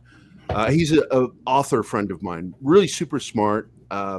Fights for Native American, Indian rights. He is half Ojibwe or Chippewa, and just one of my best friends, and has the best fucking parties, dude. I swear to God. I always hurt for like 3 or 4 days after doing one of his parties. I swear to God. What? And this time like we got the flu. Party? Well, we got the flu this last time, and I told Shane, I sent him a message. I said, "This is COVID, dude. I'm fucking killing you. I'm coming back and giving it." Is it the flu or just a prolonged hangover? Well, it's funny because I did the test. Deanna and I took the test for it, and I actually said these words to a friend of mine over the phone. I said, "Oh yeah, it's not COVID. It's just the flu." Yeah, I've had that. The flu recently, kills 10-1. No, it's more than that. It's 20-1 over COVID. 20-1. And I said, it's just the flu. 20-1. It's terrible. We have to preface everything now with that kind of thing. Well, I've got a cough, but it's just a cough. Yeah, my daughter, oh my God, Deva, she was at Walmart just walking around fucking with people going, cough on the vegetable. Just fake coughing. And I'm like, don't do that. They'll call the fucking cops. Some Karen will fucking call the cops. Stop doing it. She thought it was so funny. I have like acid reflex shit. So when I'm eating, I'll occasionally cough just because things aren't going down right. And everyone now gives me fucking looks. I'm like, you do know this is a natural function for things besides just being sick. Yeah. I found out as a kid that, and I'm just going to give you an example because one, I love bananas. I love to eat bananas. What away from the freeze? Again. He Back loves in the to eat bananas. What I enjoy is when he speeds I'm here up to catch up. Yeah. Okay, you're out of the carbonite. It's our internet. Here you go. You ready? I have no gag reflex. There's something very sexual about that. Yeah. I know. This got him out of high school and all the gay sex. That got him out of a lot of fights. Being able to do that. I got to tell you, my friend Kerry Mundy. He's been a friend of mine since I was a kid. Gay as a day is long. I did that at a party, an a banana eating contest, and I just downed a whole banana almost in one bite. And he's like, "Are you sure you don't want to be gay?" I went, yeah, I'm pretty sure. Because you'd be really Toxic Manslow last night accused me in Foulball of having a dick in my mouth. I said, no, I've been told I can eat a bag of dicks many times. Not just one. Hold on, I want to go back to Monkey Jeeves here. Look at everything as you are going to die, then just regular. Well, that's what, because I have come to so close to death so many times. And everybody is like, why are you so calm? And I said, what's the point of getting freaked out about it? It's gonna happen. And I'm gonna go into it because every time I've been shot and stabbed and I laughed when I got shot. I actually laughed going, oh my God, I've been shot. I actually said it like that. When I broke my leg at a tib-fib fracture, and my sister didn't believe me because I was laughing. And she left me at the bottom of the stairs, and I'm like, no, call 911. I'm beginning to suspect you're a bit unlucky. I mean, is there any part of your body hasn't been shot or broken? My right arm has never been broken. Yet. None of my fingers. This arm has been safe until the neck thing. And now I'm losing the ability to use my right hand as an artist. And because of the nerve damage. Fucking art, man. No, for other reasons. For other reasons. For unrelated reasons, I don't want to go into. No. Cramp. No, it's like, is your hand so strong just because you furiously masturbate all the time? I joke about that in the army. Furiously. He's very happy when he's doing it. Because I was a drummer, and I was like a power drummer, like real loud. I like playing hard, loud drums. And so when I was in the army, I got down to 5% body fat at one point. And I was eating a 3,000 calorie a day diet, just burning calories. And like the skin was like paper thin on my forearms. And you could see, I would move my hand like this and you would see the sinuous lines in the muscle. But everybody was blown away at how big my forearms were. And I knew it was because I was a drummer. But I used to joke, I masturbate a lot. While drumming. While drumming. Yeah, that's a good one. I should have thought of that. And the beat goes on. And the beat goes on, yes, literally. Yeah. Well, it is something to be cynical about. Once you see it, hold on, Shanatsky, I'm trying to read Aaron's thing here. I wasn't cynical until I saw the Halo pilot. Now I'm full card-carrying member of the Black Pill Squadron. Look, man, that's not cynical. You gave it a chance. You're not cynical. I went into it hoping that it was going to be all fucked up. Everybody was telling me it was going to be fucked up. And I'm like, no. I'm going to go in. I'm going to trust the fact that Master Chief is not going to be fucked with. And the first thing they fucked with was Master Chief. And I'm like, that's it. Yeah. I'm done. I'm out of here. I'm going. That's why I don't watch anything immediately. I just wait and see, because now I'm not going to waste 5 minutes of my time now. I do it with games and game systems. Like I wait a year before buying the latest game system to work out all the fucking problems. Monkey Jeebus says, like I said, the only time I talk to kids about sex is when some kid calls me gay. Like, that's not what your mom said. Oh, God, that's good. That's just not nice. Monkey. I actually, I had a comedy idea once. I brought a basic summary, but the idea was a kid's getting bullied by these 4 or 5 boys. So to get revenge, he just decides to sleep with their moms, and like all the things he goes through with it, and then. Well, I read about the one kid that was getting bullied by one guy, so he went, slept with the guy's girlfriend, his sister, and his mother. Oh, and if he'd done it all at the same time, that would have been legendary. That would be. It's like you can't top that. Yeah, War Monkey. Pretty good.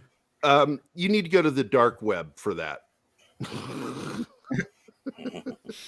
If you want, you have to get invited to these servers. Yeah, I don't have one. I'm just one of you. I don't know what's on Discord, but I don't like it. I don't like Discord. We're all getting off it anyway because the new rule changes mean that free speech is dead there. So Gilded is the new alternative to get onto. So. Probably like Twitter, a bunch of child porn that they never remove. Oh, that stuff's probably still up there in Discord. But you say anything about the Coof or whatever, yeah, I saw that, Dust Wolfen. I call it beer bug, because it's Corona beer. Yeah. We lost Taylor Hawkins, the drummer for the Foo Fighters, yesterday, which is tragic. I was telling somebody in one of my private chats. I don't think Dust Wolfen is in there. Let me see if I can find it, because it's really fucked up what I said. I find that whenever a drummer dies, all I can think of is the movie Spinal Tap. Spinal Tap. He's now able to qualify for that movie. Yeah, he'll be in the movie, the sequel. Yeah, and I in the chat I posted the video of that scene with him interviewing the band, and they describe how each drummer bizarre died. Gardening accident. Yeah, he choked on vomit, but not his own. His own vomit, not his own vomit. Not his own vomit. No. A bizarre gardening accident. You can't dust for vomit. He exploded on stage. That's right. Yeah, I fucking love that movie. But whenever a drummer dies, and it's funny because I am a drummer. I've been drumming almost my entire life since I was 4, and so. 70 years. You've been drumming for 70 years. Are you trying to guess my age? Look at you. No, it's like I started drumming in 1968, 69, and it was on my brother's drum kit. It's my oldest brother, Steven. When he left for Vietnam, I had that drum kit to myself, and I was just wailing on it all the time. And he's like, "Don't go on my drum kit while I'm gone." I fucking went on a drum kit. I do hope he came back to reclaim it. He did. Good. Yeah, my brother Steven's still, almost all of my family's still alive. My brother Michael's the only one that died. He died of cancer. And I joke all the time. I said, "Great, they took the one I liked." So does your brother still play the drums? Does he play the Steven, drums? No. I'm the only one that still drums. Okay. And my entire family is artistic. Every single one of them could draw. My sister Luann is the one who taught me how to do profiles, to draw a human profile when I was like 4 or 5. She taught me how to do that. She's the one who taught me how to draw hands.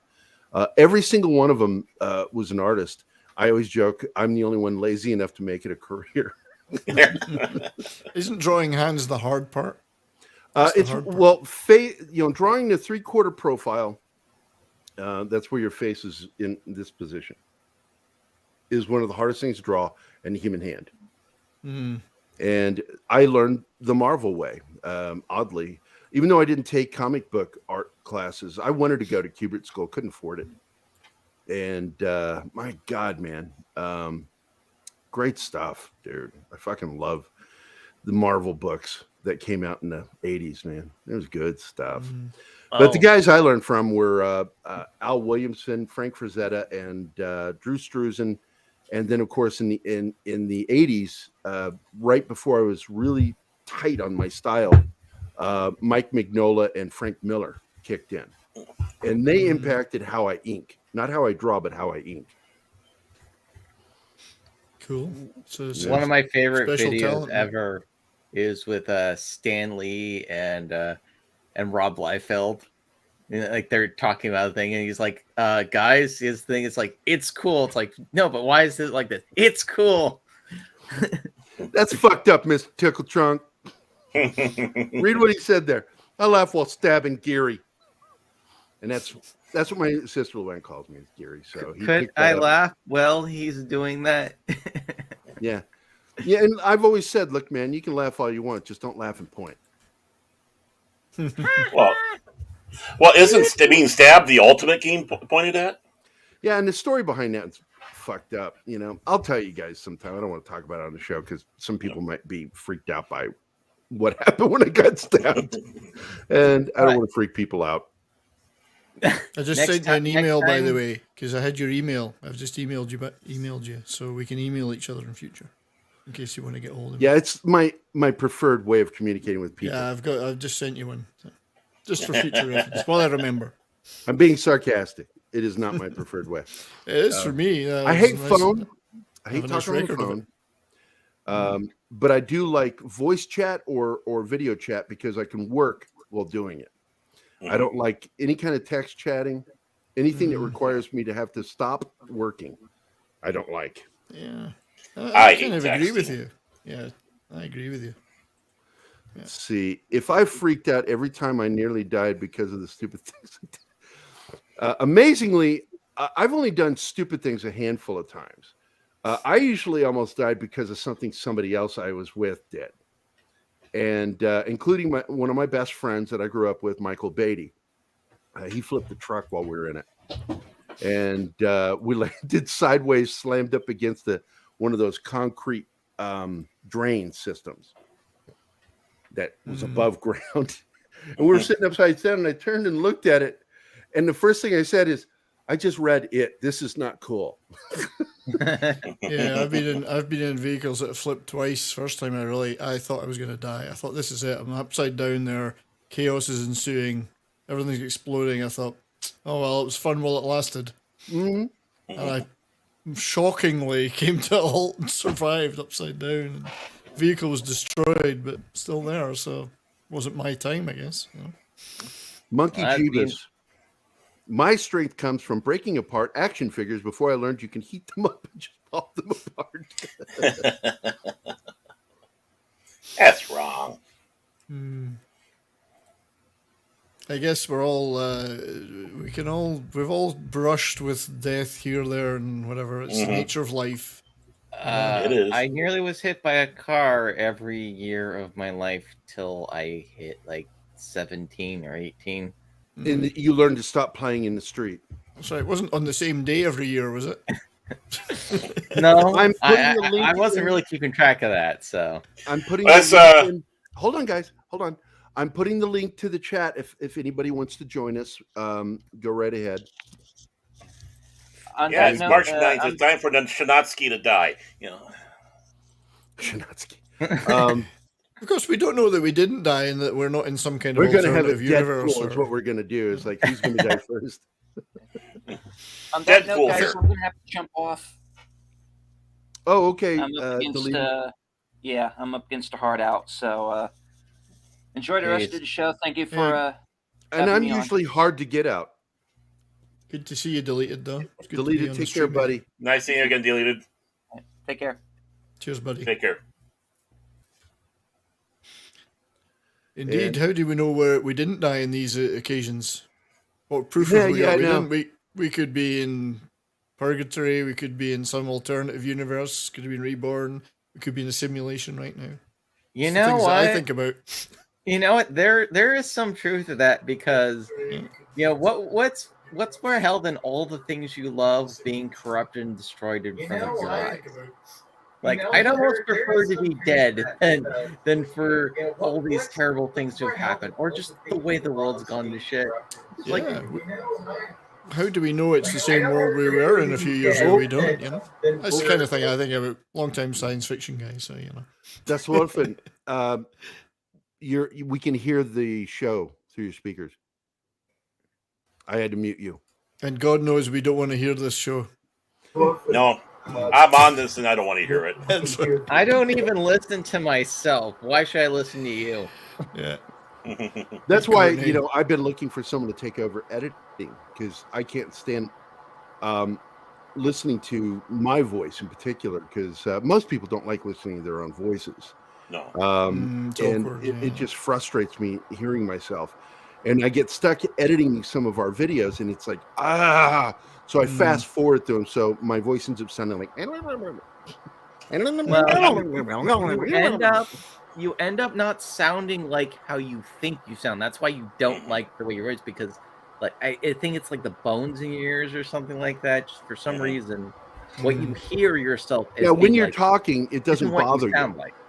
Yeah, it doesn't bother you.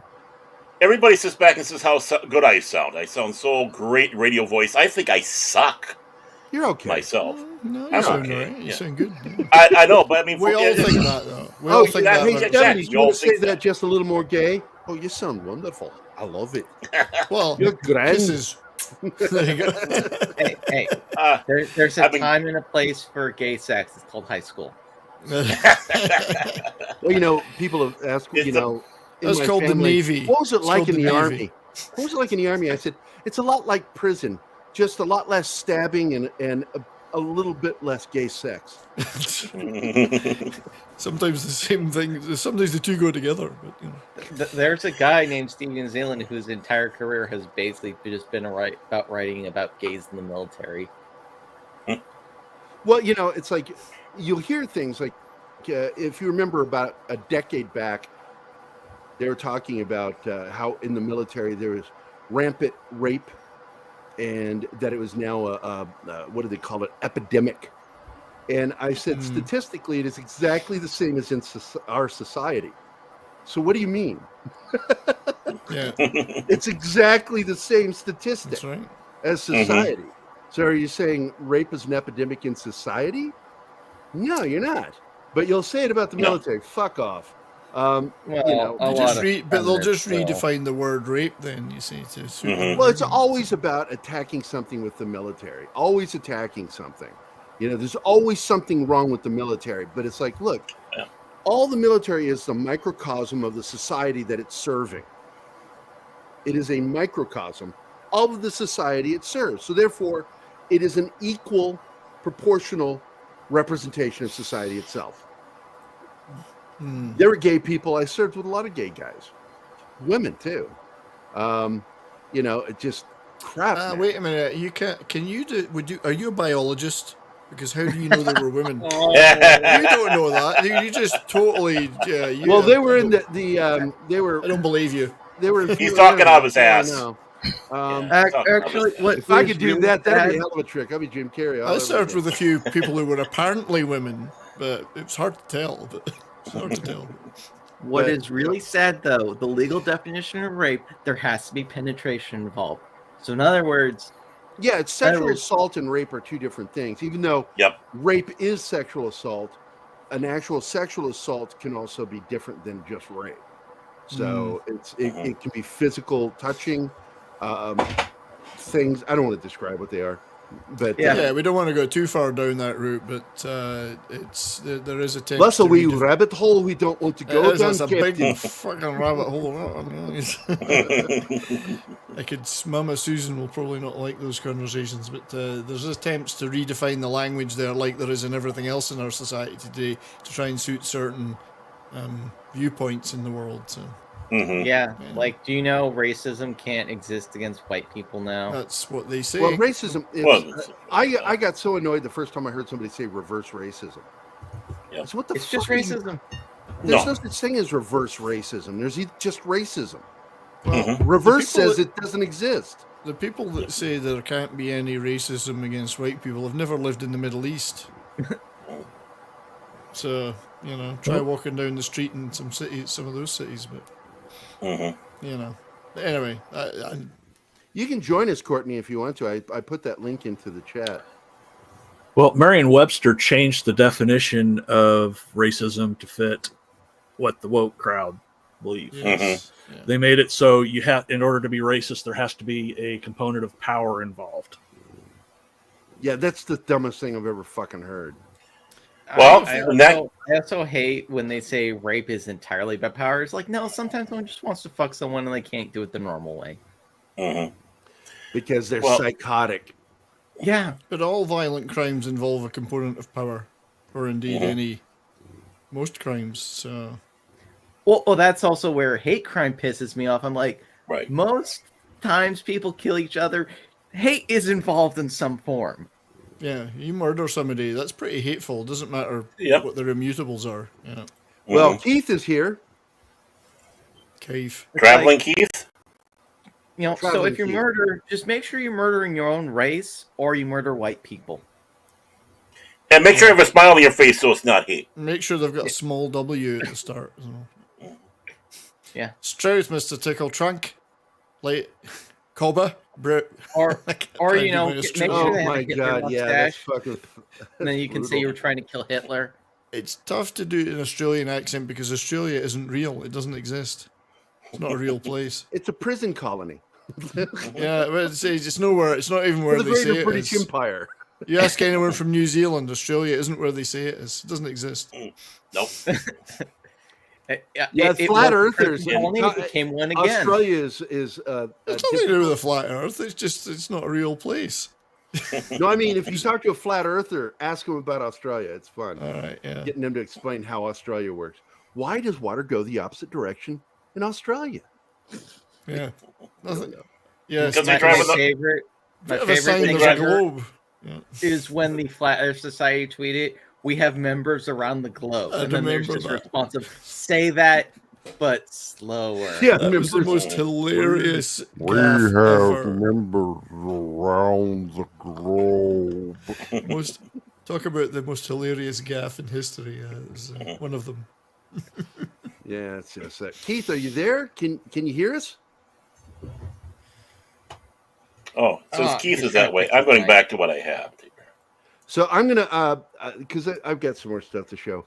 The reason we have he has WAB channel 43 and I have WDCA channel 20 is because those were our local channels that we grew up on. Where we watched anime and sci-fi shows, Star Trek. And this was the intro. I brought this in because I was really excited about this. Captain 20 was one of my favorite things to watch during the week. On Saturdays, Dick Dysel was Count Gordeval, one of the famous horror movie hosts. And we have a full 2-hour interview with him. It's great. Is that an anagram of Gore Vidal? Yeah, Gore Vidal got pissed about his name, but there wasn't anything he could do about it. He tried, and there was nothing he could do. And he still does a show on the you can watch Count Gordeval on YouTube every Saturday night. So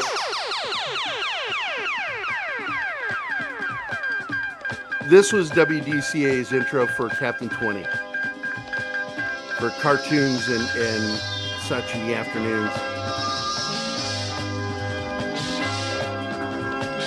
I was a member of Channel 20 Club. Welcome back to the Channel 20 Club show. I'm Captain 20. We have two of our space cadets right here. Kurt Lance. Kurt. Look at that giant TV. Kurt's right over here. Kurt, you go to Potomac Elementary, right? Yeah. Okay. And right over here we have Brett Burke. And Brett, where do you go to school? Mill Creek Town. Mill Creek Town. Okay. Right here before your very eyes is a brand new thing on the Channel 20 Club show. This is the Atari video computer system that we are going to be using. Yes, I had that. I've been a gamer since the early 70s, man. I've nonstop. Oh, gamed. yeah, I had a Pong thing. But that was Captain 20. That's Dick Dysel, a friend of mine. He inspired me so much as an artist, because he made me want to have a fantasy about stories and sci-fi and monsters and shit. And kids were so lucky to have something like that where they lived locally. Because like in Ohio, I know they got them. Illinois, we had actually in Illinois we had the Ohio guy, the horror host there, Sandy, I think was his name. God, I can't remember the full thing, but he wore a cloaked hood. And then in Phoenix, when I was growing up, we had a guy too. But the one that stuck with me is Count Gordeval. Don't you think we've lost something in these days now that everything's globalized and worldwide and instant, and there's a million sources of content? We've lost something. Well, the minute because those days you looked to the internet, forward to that. You were excited about it. You couldn't wait, and then all you would do is talk about it afterwards. Now it's things come and go. You know, there was something exciting about that, and the regionalization was exciting. The fact that it was yours. Nobody in California watched that, or nobody in Europe. It was yours in your area. We've lost all that. Lost a lot of that, I think. And it's not just nostalgia speaking. I think we've lost something in that everything's been devalued because there's so much of everything now. Well, this is globalism, in essence. I mean, you look at kids today. It's impossible to hide anything from them. You know, when I was a kid, our big thing was to sneak the Playboy out of, the mattress from my dad's, bed. Now you just go on the internet and kids, I know my nephew fucking watches porn. I get upset about it when he's doing it. I'm like, stop it. Yeah. Hi, Courtney. Hey, Courtney. Perfect timing. We're talking about porn. And Courtney arrives. Yeah, she shows up and we're talking porn. Well, I just heard, I was told she is a horrible fan of porn. Oh, women are the worst. Oh, I love it. Don't you know that? I mean, I have kind of an addiction and a problem with it. Nice. I don't think that's a problem. Makes no sense to me. What's a porn problem? A porn problem is not having porn. As Six would say in the chat, like she just did. Moving on. What you need to do is you need to move her over to the center there, and she's surrounded by 5 guys. That'd be right there. It's terrible. And I laugh. Oh my god, I have 4 brothers. I can't help it. I don't I'm doubt, used to this. Tickle Trunk, that was a lot of trolling going on with the flat earthers. I'm like, how can people be this fucking stupid? I have a thing to say about the flat earth thing. Is I've never quite understood the purpose of the conspiracy. Like, why are people trying to hide the fact there's a flat earth? To what end? I mean, why? I can understand a conspiracy saying Kennedy was killed by the CIA and trying to cover that up. I don't understand the flat earth conspiracy. Like, okay, let's just say you're right. So fucking what? Yeah. The faking of the moon landing one is another one. We're 50 years later. What's it do for us today? Like, so fucking what? I don't get Sammy Terry, that's him. Thank you, Aaron. Thank you. Sammy Terry, because I watched him when I lived in Illinois for a couple of years as a kid. Because I lived in Charleston, which is right on the other side of the Ohio border, and home of Eastern Illinois University. And we watched Sammy Terry on Saturday nights. But thank you very much. You were on the west side of Ohio. The thing about all this, though, is there are real conspiracies that do happen. Like, I forget which president was. I think it was maybe World War II one. Franklin Delano Roosevelt. Yeah, there was a cabal of ultra-rich people who didn't like his policies, so they actually conspired to overthrow the government. The problem was the general they picked liked, so he actually testified that they were trying to overthrow the government. None of them were ever arrested, but the fact is this fucking happened, and no one talks about it.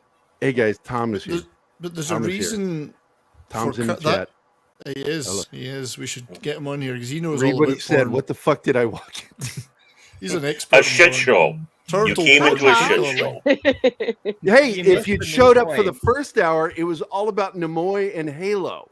And then after that, it's like, yeah, we're just fucking derailing. I like doing that, derailing at the end of the show. The last hour is fuck around time. But yeah, I don't get the purpose of that conspiracy. I can understand a conspiracy to cover up, let's say, like as I said, Kennedy or 9/11 or whatever. There's reasons why people would want to hide those things. Why would there be a reason that someone wanted to cover up the fact there's a flat Earth? Why would they even bother? It's so stupid. What's in it for anyone? NASA faked moon landing. sure.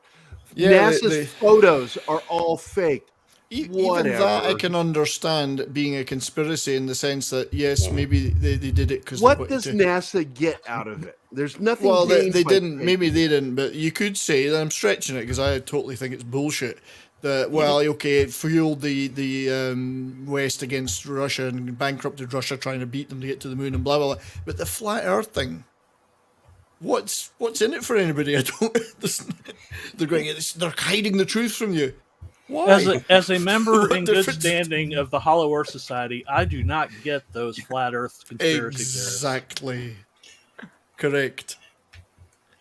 And I know I've talked to those lizard people in the Hollow Earth, and they sit back and they can't understand this flat Earth stuff either. Yeah. Hey, the reptilians are cool, okay? Oh, they are. I worked on a comic book a few years back, and I got along so well with the creator of this comic. He's a great writer, very smart dude from Canada, another Canadian friend, and he, God, we were doing so well, and then he said, "Yeah, I don't believe we ever went to the moon," and I just said, "We can't be friends, dude. We can't be friends. I can't be friends with somebody that believes something dumb like that." It's been conclusively proven that the cost and effort of conspiring to pretend we went would be bigger and more extensive than actually going there. So what would be the point? You know? And I've always been amused by the fact that we went to the moon with no more technology than your average 10-key calculator. Yeah. Oh, yeah. And yeah, I mean, it's incredible what we did there, but we did it. Slide rule. They had to. Yes, Slide fuck rule. Halo. It's a dumb fucking show, Tom. Yeah. You want to jump on with this, man, if you got time. I know you're probably editing something. He's the busiest dude I fucking know. I don't think Tom ever sleeps. Mike has burnt himself He out. does, but because like he and rust. I talk about because I'll message him and I'll go, I hope you're getting rest, man, because I worry about it because he's like up all the time. You know, it seems that way, but then I'm like, there'll be long spells where he's not online. And I'm like, that's when he's sleeping. So I think I figured There's it out. as a That's when you should phone him. diagnosed actually insomniac too, like it is a thing, but you do sleep when your body crashes, it just goes. Yep. Because a lot of people say that about me too. They're like, you're always awake. I'm like, well, I can't sleep. I don't, War Monkey, do about it. you can't troll Tom. Doesn't work, buddy. You can It troll doesn't him. mean you're and he's doing not gonna stuff. fucking If bite. you've got insomnia, you don't get all this extra time to do stuff because your body still kind of shuts down a bit. Exactly. You got it. You're not. Mhm. You're not all. Ooh, well, I'll do 12 hours more, whatever. It's not like that. And I only bring this up because it's just a good example of how I can sleep anywhere. When I was in the Army, guys were freaked out, all the time, and they would turn and look at me like we'd be in a transit. We traveled by cattle car a lot of the time. If you know what a cattle car is, like a Sienna truck, that's what we were transported in. Not military vehicles, but fucking trucks. And I would be in one of those trucks, and it's hot. There's no air. And it's usually they were used, so they didn't smell great. But I would put the butt of my M16 between my boots, and they would be flat together. And I would put the butt of my M16 there. It's not loaded. It's locked open and no magazine. And I would put the muzzle right here on the inside of my helmet and my chin strap, and I would just rest my head on my weapon, and my chin strap would hold my head up. And so I looked like a bobblehead. And I'd just be fucking sound asleep. Yeah, it's one thing the military teaches you: sleep anywhere, anytime. Yeah, that was the whole thing, because people couldn't figure out how I was able to stay motivated and doing everything. And what it was, I catnapped constantly. If the drill sergeants weren't around, if the sergeants weren't around, the XO wasn't around, I was fucking taking a nap. And when we were transit, I was always sleeping. Go into a situation. And it was really funny because like some of the guys be sitting there, you'd see with their Sony headsets on and little Walkman, listening to fucking like the latest grunge or heavy metal, death metal. And then they would look over at me and I'd be sitting there all fucking calm listening to Peter Gabriel. Because they're like, and they would ask me like, how do you stay so calm? I'm like going, you guys are fucking worked up listening to that shit. I'm listening to fucking Peter Gabriel talking about feelings.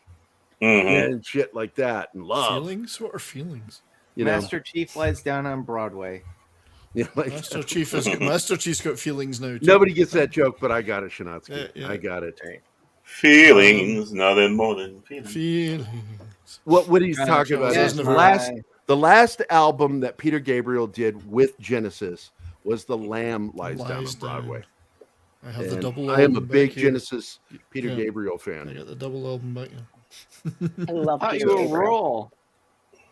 But let's get back to the chat. See what's going on over here. There's always something interesting happening. I don't know what that 07 means. What does that mean? I was going to ask. It's a salute. Oh, it's the salute. Okay. Now I know. Okay. My cell phone has more computing power than the entire moon. Oh, yeah, because it was literally was the same technology used in a 10-key calculator. Yeah, exactly. The onboard computer on the Eagle had calculator level. Yep. There was more technology in the first chipped cars than there was in the first moon landing. In many ways, it was a good thing, though, because there was less things that could go wrong. The simpler, the better. Well, because it was all about they had to figure calculations out. And that's why it was just a calculator, really. It's all it was. Yeah. Well, this is the perfect time for a Scotsman to say the line, the more you take up the plumbing, the easier it is to stop up the drain. All right, so go ahead and say it, Scotsman. Sorry, say that again. Well, remember from Star Trek 3, the more you take up the plumbing, the easier it is to stop up the drain. The more you take up the plumbing, the easier it is to stop up the drain. I can't do the Aberdeen accent. He did a great Aberdeen accent. That's a harder one to do. My partner, fit like Loon, fit like Quine. That was the kind of my accent partner he did. Paul is from Glasgow, and he's one of those finicky Scotsmen that doesn't like other people that aren't Scottish playing Scotsman. And he always made fun of Scotty, saying, "I couldn't stand that Scotty. He sounded like he's from Pakistan." I think he did a reasonable job. He was doing a more kind of an Aberdeenshire accent. It was quite different. It wasn't a Glaswegian thing about it. He did a good enough job. And I don't care because I don't need to see myself represented on screen, so I'm okay. What? You don't have to be represented? What's wrong with you? It doesn't have to be a Scotsman to play a Scotsman. Okay, we just lost somebody again. Who just fucking fell out? Somebody keeps coming in and out. Deleted. Harry Wales. No, deleted left. It was. Keith at the bottom. Keith's back though. Oh, Keith, is your mic working? Can you hear me? Now we can. Yes. It's very analogy, but we hear you. His mic is working, but his voice isn't. None of our brains are, so don't worry. It's right here. I'll send it to you again, Tom. It's in the chat. I'm sending it again. Tom there it is. can't read, I just so he's sent never it to gonna- you, Tom. Tom can't read. He's one too of the busy heroes. editing. One of the heroes in my book is Scottish, but he actually has an East End accent because he was born in Scotland. With his Well, you know who that would parents, remind me of? Rod but he was Stewart. raised near the naval building there along the Thames. Rod And Stewart, so- famous Scotsman who was born and brought up in London. But that's not. I'm not knocking him. His parents were Scottish, but he made a big deal out of his Scottishness. But his accent's a bit London. And if it's not Scottish, it's crap. It's crap. Maggie But May he is certainly a did great his best to promote tartan around the world. Him and the Bay City Rollers. So they sold a lot of plaid as a result. All I got is Mike. Oh, we lost Keith again. Mike Myers exploited fucking him being slays Scottish me just when by he being does Canadian. plays his Yeah. own dad, and So I Married an Axe Murderer. No, I know. There's a Piper's Doon. He says, "Look at the Bay City Rollers," and I'm like, If "Oh you my think I'm sexy." Oh, the crazy thing with that movie, Because his parents were Scottish. They were. Yep. Well, they were. Yeah. There's Tom. Well, he was in before he became Mike Myers. He did a stint in Scottish television in the 80s as a TV presenter on a kids show. So he did work Really? in Scotland for a couple of years. Yeah. Before he I didn't was know that. famous. And I will say this, that as big a fan as I was of, I just forgot his name from SNL, Dana Carvey. That died. No, the big fat guy. John, not Belushi. Chris Oh my Farley. God. no, Chris Chris Farley. Chris Thank Farley. you. Chris Farley. Chris Farley was That's so what I said. fucking funny, dude. I would just crack up laughing and tears watching him I sometimes. think my Like when he was on favorite David one Letterman- was him and when he was Patrick on David Swayze. Letterman. Him and Patrick that was Swayze was my hilarious. favorite. Oh, yeah. Go for it. That was Really? his real Not moment, the Paul too. McCartney one? The McCartney Oh my one was God. good. That was You pretty good. remember when like you Remember that time when you were playing with the Beatles? That was cool. And Paul played it very straight because normally he's a bit hammy. He played that one deadpan straight for the first time. Yeah. Well, I agree because they're Everything- fudging things. Tree Rock. NASA today is not the NASA of 20 years ago. Let's see. Tom's already here. It went to shit after the moon. Well, apart from some great probe. Well, the fact that we Those never went back probes. to the moon is ridiculous. I know, but this time I thought we'd be on You Mars see it by now. once. It's kind of boring. There's no chicks up there. Oh, They played golf. That was like the last highlight from NASA. the Chinese have got a base up there. I don't think they Well- have people yet, though, do they? With sharks with freaking laser beams attached to their head. I still War think Monkey. Axe Murder That is movie It's like is a everywhere.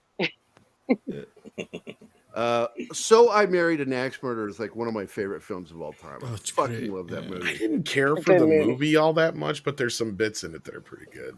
I just enjoyed everything about it, and they kept playing the same song over and over again, like Tom Hanks's movie where they played that song over and over again. Well, and it there's was- two different versions of There She Goes on the soundtrack alone.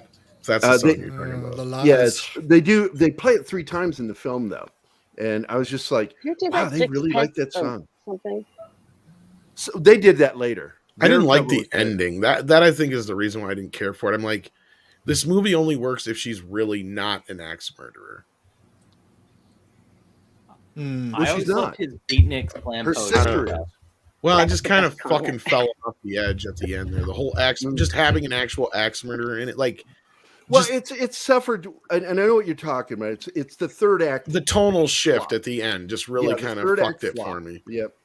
I think they should have made it without any axe murdering going on at all, but still That's what I'm called saying, it, exactly, So I yeah. marry an axe murderer, and just yeah, It Like didn't just unite the it. fact that he's the whole point of the thing is his character is just fucking paranoid to begin with, right? Like that kind of feeds into the whole story and what makes it funny. And then once you kind of go to that, I mean, I haven't watched it in years. I might change my mind Because if there's I always watch it something now, wrong but- with every woman No, you you're fall right. for. I mean, that No, was, I get it. I get the point of it, but it's like I don't know. To me, maybe it was just when I was younger when I saw it. I never went back to revisit it since it came out. right. Yeah, like there's not something wrong with every man a woman falls for as well. Well, that's kind of the point of the movie is he's the problem. That's what I was saying. It'd have been I was funnier just the whole I was time. Yeah. retorting to Gary. being I was being a retorting. dad makes you pull those movies out, because I wanted my daughter raised in a home that taught her to watch fun films that were actually either well written or actually fun, and I raised her on great 80s horror and sci-fi. In fact, I gave up on filtering her life because she would sneak out in the hall when I'd watch a horror film and watch it with me from behind. In fact, when the first time I caught her was The Grudge, when I was watching it, the American version. She's daring. And I'm sitting there at the end of the movie. It's the scroll, the title scroll at the end, and then I hear,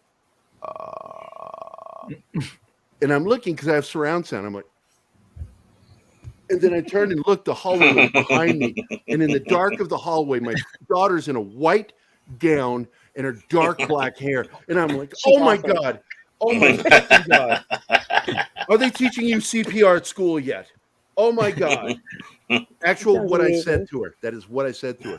And then the next word I said is, what the hell are you doing up? Get to bed. Why did that girl make that sound? Because he broke her neck. Go to bed. I stopped. Jane, I get stopped me off this filtering my crazy thing. Yeah. Called love. Called love. You got to remember. yeah, I mean- it's called love. That's what I mean too. Like he was coming off of Wayne's World and stuff like that. So like that's another reason why I was like, because the first 2/3 of the movie, especially the stuff with his dad, is hilarious. Where he plays his own dad and stuff. Like I love that stuff. That was the best part of the film. He's got a huge head. It's actually a heed. He's a heed. Whole planetary, entire planetary system. I know. I've only seen it like once or twice, but I can still remember that bit. Like As a Scotsman, it's hilarious to see, first of all, the Bay City Rollers have been at the beginning, dancing to them, because they're an embarrassment, but it's... I mean, obviously it's good enough that a few things stuck with me, but... Yeah, but he's got a new TV series going on Netflix that is based off of whatever that fucking theory he had. His dad, the Scottish dad. That theory that he had about Kentucky Fried Chicken and the group that they were a part of. Oh, that is the new series that's on Netflix. That Mike Myers is on that. The Pythagoras or whatever they called him. Now I have to go back and watch So I Married an Axe Murderer again. Yeah, because that's where this new series is based on. I what might was even said have it in on that Blu-ray. I movie. just never watched it. That's what you get for coming into the show, Tom. You get to watch old movies again. Well, we were supposed to talk about Nimoy. Well, we did that the first 45 Did you even talk about other things he did besides Star Trek? Yes, I have before because I had a vinyl record. I've never seen Star Trek, but I had a Leonard Nimoy record. What about Three Men and a Baby? Go back to it. Invasion of the Body Snatchers. Did anybody talk about Three Men and a Baby? Yes. Right here. This guy. Okay, good. He brought it up. The fact is, he was, he went away from acting for a while and focused just on directing. Well, people forget how big that movie was the year it came out. It was big money maker. Huge. I love that movie. Yeah, it beat Road Warrior. Many years ago, I don't know if it's still around or archived. There was a science fiction website way back in the early Netscape days, and someone attempted to build an encyclopedia of science fiction website, and he was the guy that did all the voice links in it between stuff. I'd love to. I don't know if anyone's ever way back it, but I'd love to find that again because he did all the links, all the introductions. For those of you who don't know, there's a website called the Wayback Machine, and you can actually look up old websites, and they still have saved images and sometimes you can venture through the old website through the Wayback Machine. It's a great site. I know, and this was back literally in the days of Netscape and whatever. It was one of Nutscape. One of the earliest. Proper science fiction websites had been built that it didn't last, but he did all the voice stuff on it. Which I was because when I built the first Blade Zone back in '95 on Angel Fire, it was specifically designed for Netscape. Yeah. And that was the browser. Yeah, it was. And then we got the domain in '97, bladezone.com, and so we had to build everything from scratch because it's different than GeoCities and I'm using names that nobody remembers, Angel Fire and all that shit. These were free website hosts, and we wanted to have a domain, so I had to learn HTML in '95. I learned it and self-taught, so I could write the actual code, and then it just progressed. And I ended up getting hired as an artist, but part of my job was designing websites. Thanks to designing my own website, I learned how to do that shit. How did you feel?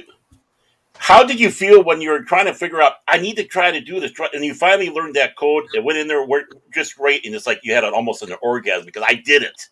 Doing all the biggest thing, the coolest thing we learned was how to do invisible tables to hold things, and so you could do all this breaking up shit on a page, and you had to remember the pattern and where everything was.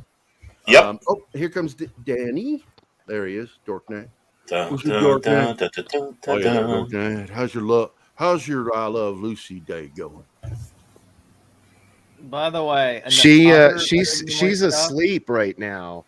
Didn't you get my message earlier? Like, I need somebody to call her or wake her ass up because she'll get mad at me if I wake her up. It's her birthday, so I'm not gonna. But you want her to? Well, it was in the YouTube chat, like the public chat.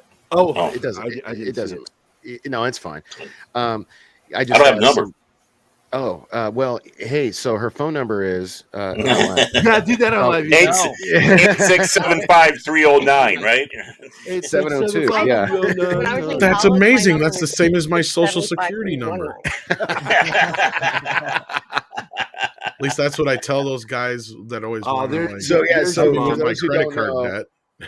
I'll put my face on here in a second, but for those who don't know, today is my lovely fiance's birthday. Well, we're supposed to shave your mustache on the show. Yeah, but like I said, like somebody call her. I'll put it in the private chat. I don't mind if you guys know her number. Somebody needs to call her and wake her up, because if I do it real quick, I'll get smacked in the face, and I'm not trying to ruin this day. Oh, mom says she'll call her. Okay, mom's already got Yeah, her. Okay, I saw that. Yep. All right, thank you, Mom. Yeah, call her. Thank you, PGO. So, but yeah, we're doing an I Love Lucy themed birthday. Obviously, because one, we're huge fans, and two, as you can see, there's only 2 letters difference in the logo. My buddy Bobby, as a birthday present to her, whipped this up because I've been super busy with my charity lately. I just haven't had time. So he whipped up a few graphics. Just so you know, he said charity, not cherry. I thought you said cherry. Yeah, I know it sounded like cherry, but I know what he was trying to say. My nonprofit organization. Would that have been better? But can you guys see? Oh no, you can't. Hold up. I was like, can you see this? No, I don't have my camera on. Hold up 1 second. Sorry. Real quick, with him a other Leonard 503B Nimoy or stuff that is worth checking out. There you go. There's a game he did called Seaman, which is fucking insane. And he narrates it. Like every time you start the game up, Leonard Nimoy's narration comes in for these weird creatures. They're literally called seamen. They're like fishes with human heads. Oh, I've seen that. Yeah. My high school principal's name was Mr. Seaman, by the way. Oh. Imagine that. The minute I met him, Oh. you would have heard me in the back of the class going. You guys see this? So Yeah, it looks great. So this is Nice. the yard sign. So the party starts at 5, so like around 4, and it has an H stake. But so it's basically like a political sign, but like 3 times bigger. And we're gonna tie balloons to the side. A little bit of bragging there. It's big, man. Like, look how big this is. No, I love how I'm something. I'm I so like that happy with idea how of it the turned theme. out. Yeah, thank you. And then It looks awesome. over there, thank you. Over there, I don't know if you can see it on the wall. That's everybody's going to sign that at the party. Oh, So I did a contour cut one for like as a keepsake. So everybody will sign that. And then I did a banner because I just go all out. So in my foyer right now, here I'll show you. I think you can you see that giant picture of my family? Like it's huge. It's fucking. Oh, and you see my batleth too. Anyway, so it's huge. And so there, Wait, turn it back 1 second. Turn it back. You really what? quick. Can I see it again? Can I see it again? Oh, I had to sure. make my screen bigger. I'm blind. Yeah. Oh, here, hold on. Okay, cool. Let me make his bigger too. Okay. That works. Thank So you, Gary. yeah, so that Nice. that thing right there, I'm gonna take down, and you can switch it back to small now. And we're putting. I don't wanna. Just for okay, fine then. Just for tonight, and I made a. I have to shave it because I'm dressing up like Ricky Ricardo tonight. I'm gonna do black hair dye, temporary. Oh, that's so much fun. Oh yeah, no, Speak she's with a Cuban accent. You got some Mostly- say you got some spline in the so like we're gonna have a lot of fun with it. But I made a big vinyl banner that's gonna go there, and Cecy says she's gonna put like whatever streamers or balloon. I'll let her do that. I did the art and the print. She can handle that. And I got cat hair all over me. Anyway, and and I have because I do events and stuff with How my to get business. my crotch? I have, so anyways, and I have a little nook across from that big picture you saw where my camera will be set up on a tripod. And so as people come in, they can, it'll be like a photo booth thing. Like they stand in front of the backdrop, like a step and repeat almost. We'll take their picture. All And then of when that Hey, everybody! Later, I want you when to I see post this them cool later. pose. Check out this cool pose real quick. Look at this. Wow, that's awesome. That's a a manly Superman man pose there. there. There we go. Oh There. shit! You better, Oh, you shit. better make me a sandwich today. Yeah. Who is that? Who is this? Is this deleted scene? Look at Who all is the this? records. Make me that You can tell goddamn who the hell sandwich. I was Give me doing a a voice for sandwich. you. Who is this? Is this deleted scene? That's No, that's 70s. 70s. No. So, I'm yeah, embarrassed I now. recognize while you were the talking room. 70s, I was Thank God doing I a had voice pants for you. on. Yeah, we're very thankful. You better make me a I was hoping- sandwich. I was hoping for a kilt, but Next time, put some penis. Gary, put the little names up. You know, That's supposed to be right there. I'm trying to. I haven't been able to say This hi has to been the Brett best yet. part of the show so far. So I want to say hi to Brett before I drop the fucking chat, and then the names will show up. Fine, whatever. So Brett, welcome to the show. You're in the future. I know you are. It's already tomorrow. Good day, mate. So there you go. All right, there. You just wanted to use your accent. Thank you. That's no accent 70s on rock. My mom, I love her to death, and I don't think she's here anymore, so I can say this. She really pisses me off sometimes. I just thought I'd give you all a good laugh there. Thank you. No, that was chef's kiss. I'm gonna have to go though. Apparently, so I know who your mom is, or I don't know who she is, but I know that she's in the chat. I want to touch you. It's like he doesn't even know if his mom's alive or dead. First of all, that's not. No, she just said hey, so I know she's in the chat. Okay, so. good. Like, but that was just like weird the way he said it. It's like I don't even know if my mom's here anymore or not, so it doesn't matter. No, you gotta understand. Or with us anymore. That's how he put it. Yeah. She's like a character now on the show. I know. That's she what I'm knows. saying. Like, she knows. I gave her a great compliment today. Oh, what was that? I said, she's a good mom because of how awesome Dork Knight is. Oh, thank you. Right on. Yeah. No, I mean, she's you're a great kind of a mom. cunt, in my opinion, but no, I feel you. You know, but I try to do her proud. But no, I'm a mama's boy, and obviously, and yeah, no, she's great. I love my mom. Yeah. And she graduated only 2 years before me. Oh wow. Oh, she graduated in 1980. She had to she didn't get to go to graduation because. So I guess if you were like you were born. Yeah. You know how much therapy? Yeah, man. You know how much therapy I've had to go to because I felt like I ruined my mother's life just by my existence. But thank you for bringing that up. That's cool. Good going, Dork. Yeah, that was. I can relate to that actually. That feeling. Hey, I didn't bring the fucking tone down. Gary did. He didn't. I have just to say said all that. I blame Jerry. Yeah, it's Fuck Gary. you. You know what Dork did earlier reminded me back in the day where can you see this? He's got his he's not on camera. He's trying to show us something. When you're in radio and you got a guest, he goes, "Yeah, I got something here to show your listeners." It's like this is radio. That's right. Right. Yeah. Sorry, I do have to drop out, guys. Okay. But thanks for having me on, buddy. Hey, all right, brother. You take care. Too, Good Great having you on here, buddy. Bye. See y'all soon. Cheers, mate. See you Monday. Cheers. Bye. All right, he's gone. That's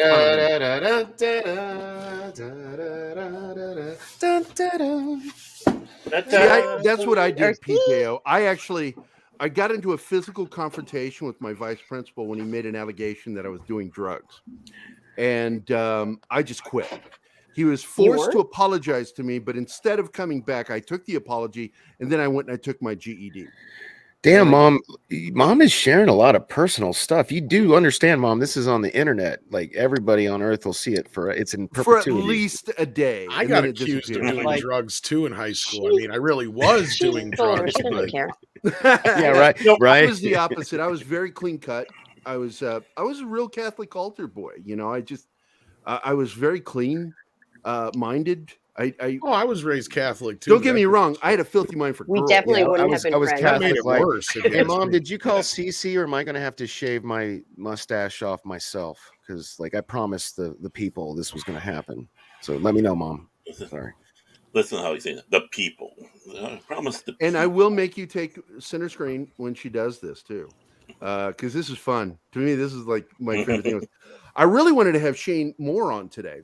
And we were going to do the show. Yeah, you said that. I thought we were going to. We tested it. Yeah. What happened? I had internet problems, and man, so I couldn't get it to work today, dude. So I got to get. We got to talk about that. What do they call Panther? You need to cut a promo right now about how shitty your internet company is, and then send it to them, and they'll be like, "Oh my god, if you take that down." Because I was on Brandon's show, and we're about to go live, and all of a sudden my power, I heard this loud beep beep beep sound.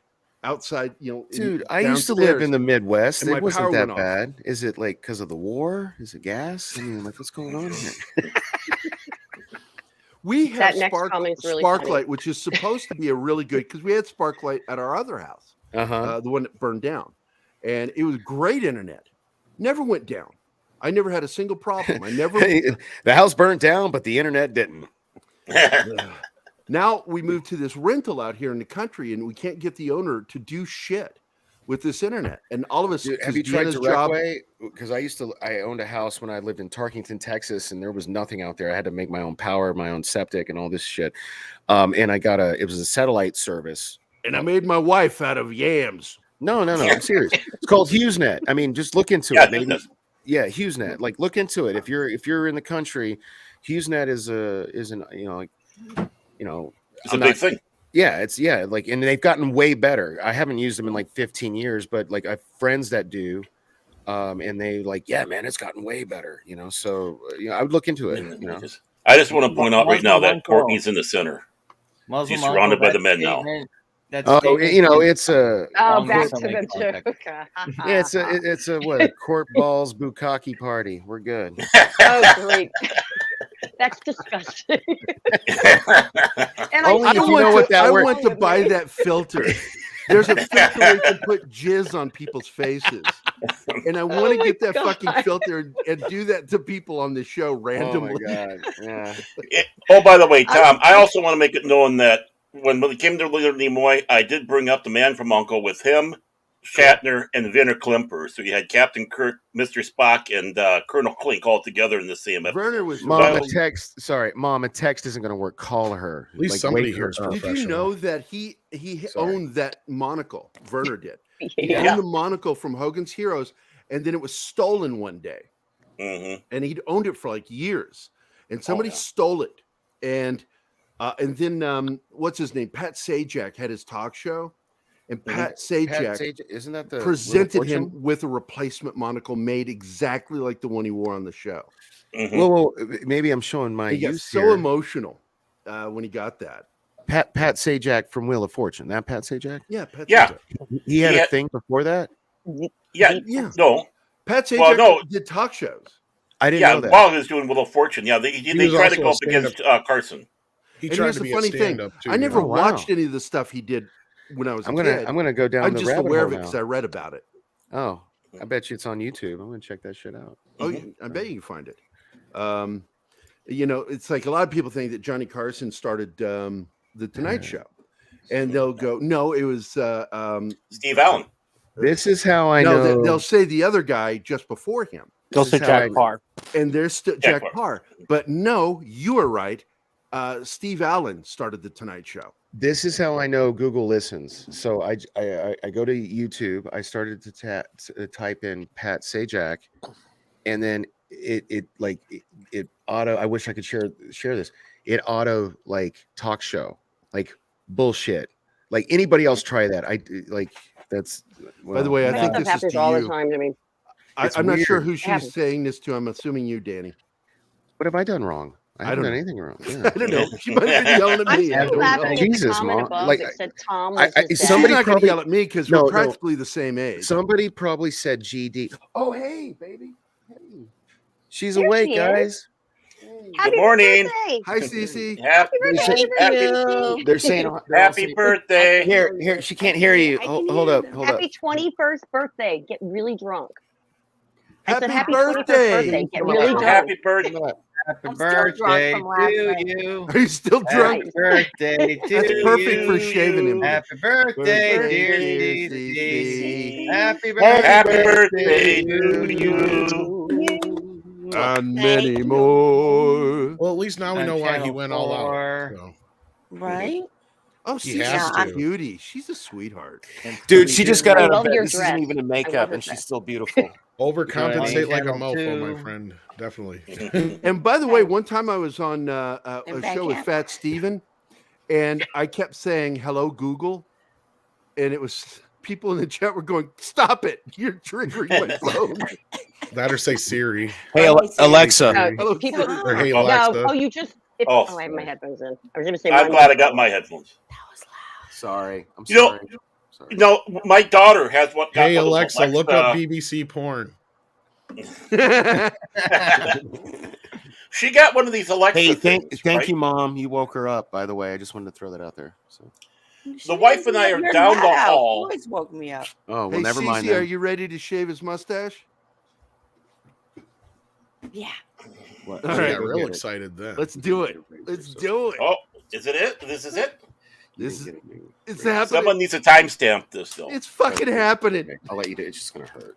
Center. We have a trash can. We have a trash can. You know, it's all good. I'm actually gonna write it down so we can always prepared see it for later. this. He's so scared. You're getting This is the This green is even one. more powerful than when Sonny and Cher was on the David Letterman show and sang "I Got You, Babe." This is Well, okay. Are you guys making fun of me? He's No. full of fear. You can see. No, Me? they're Yeah, being nice to you. yeah, I don't very want to make afraid fun of you. well, she's How gonna am have I something gonna- sharp next to his neck. Even though it's up there. No. No, you'll see. It looks gonna like a. hurt. It looks like a toy. It's a little skinny green thingy. You know, I got from Are it you was a Christmas- describing a razor or your penis? Oh, Or a dildo. I know what he's talking about. It's like a precision trimmer or whatever they call it. Oh, okay. I know. Yeah, Right? yeah, he's gonna. I gotta go. It's a It sounds like I gotta go. Oh, I got the dogs barking. You guys ever see Chevy Chase had a short-lived late night show? Talk show on Fox. Yeah. Yeah. And he did that as a joke. That's where I stole that from. Because he had somebody on there he was interviewing from like oh shit. He had not the straight razor, the electric one. Okay, yeah, throw the other not that one. Anyway, he was interviewing somebody who worked for like Oscar Mayer or some hot dog place, you know, and he was doing this challenge where he was blindfolded and he was giving him a hot dog to see if he could tell which hot dog was his or some other companies. And then in one part he gets up like I just did and he does this. And then like everybody laughs and he just sits back down. It was great. Oh, yeah, these are here. Hold up. It says need coffee. Okay. Yeah, these are They're so cute. She's she's so cute. It's Slippers so are easy to Bum. Yeah, this is the device that will be used. See, it's not huge. You know, I like I that thought one. there was a more, Monkey. banana when you first held it up. Yeah, I'm not yeah, even That's kidding. not what I thought it was. So yeah, I guess we'll have to do it right here. Micro We'll have it- vibrator. And we heard from him. This is a device. It's not very big. Now I got to tell you, War Monkey. If I were to reprogram mine, I would change it to filthy cunt. That way. So instead of like, even though I love the computer thing because of Star Trek. Hello, computer. Here's all the fucks he gives. Boom. I don't think they give you that option, do they? Yeah, no, and now we have transparent aluminum for real. It's like, Yeah, for real. It's Only took since 1986. You know, they said it would take years for on Star Trek. It said it would take years for you to work it out, but there you go. And I'm like, fuck yeah. Well, Gary, before we do the shaving, I'm going to go ahead and thank you for having me on to talk about Leonard Nimoy. I always appreciate coming on your ADD Zoom call. Yeah, it doesn't get ADD until this is a lot of second fun. hour. That's Yeah, it's the second hour is when everything kind of derails. I was watching. It was about 35 minutes today, but hey, you know what? It's your show. No, we went through. Do whatever We you want. talked about Spock for 45 minutes. Oh, and I missed that. What'd you guys talk about? Oh man, I'll have to go We back. talked to about that. Leonard Nimoy. Yeah, Spock is. But I my also jam. don't start a lot of it until 15 minutes because I want to make sure everybody's that's coming is going to be here. Yeah, I'm sorry, man. So you talked about Nimoy for 20 minutes. You're saying I spent a good hour and a half. More like 2 35 hours minutes. We talked about it for 35. pouring And- salt on the Picard. So I was ranting more about Halo. I just wanted to say, for many young men in the late 70s and early 80s, we knew about Nimoy on In Search Of before we even knew about Star Trek. I remember watching Star Trek going, hey, it's the guy from In Search Of. Yeah, because it was a great show. But that reminds me, like the time I was at a restaurant on campus when I was in fake college back in 1982, and I heard this kid talking to these girls in the booth behind me, going, "Yeah, Paul McCartney was in a band before. It's called Wings." We got to.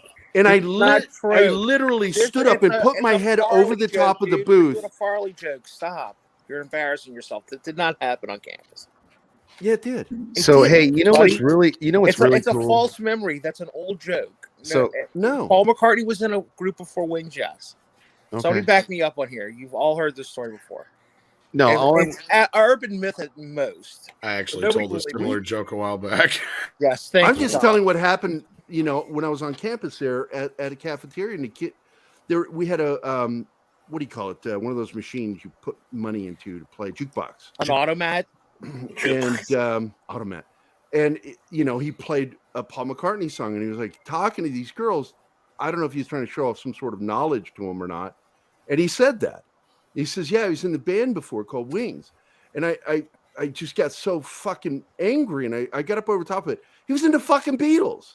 This isn't a fucking fake story. It really happened.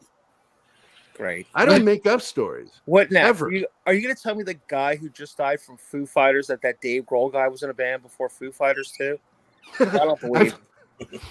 Well, you know, it's like when Just they said making the stuff up. drummer. It's funny when somebody said the drummer. Yeah, I thought it was Grohl for some reason because he was a drummer. Oh, that's funny. He used to be the drummer for Nirvana. Yeah. Yeah, Nirvana.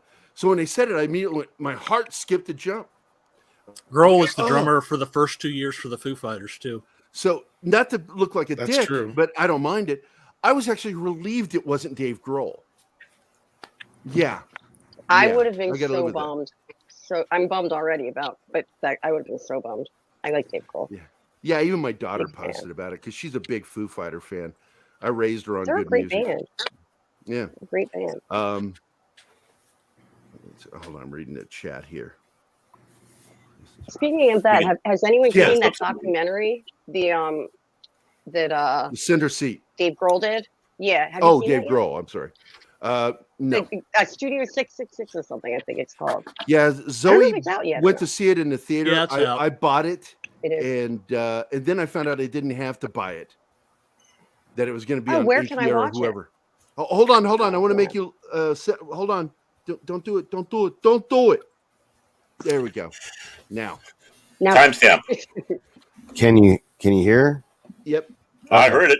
All right, go ahead, baby. Here we go.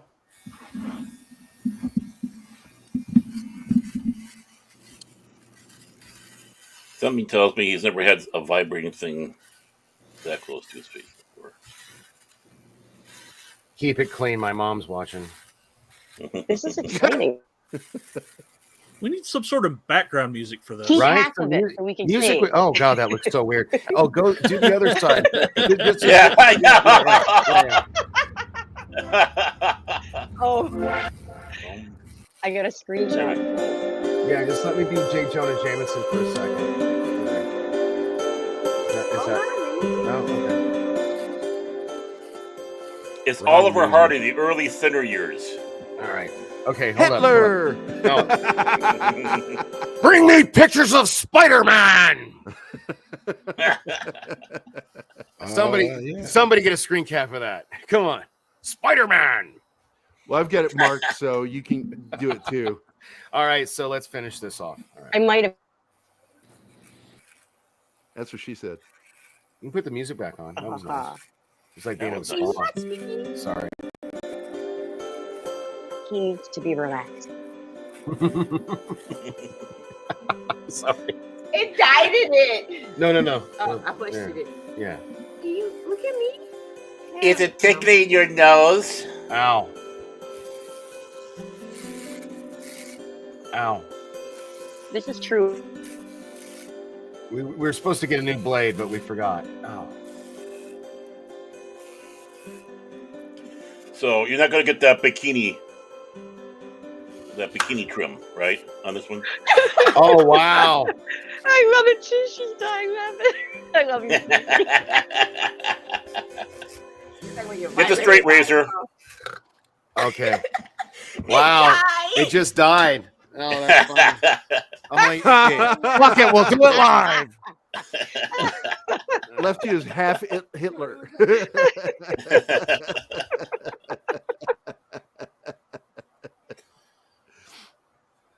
Oh my god.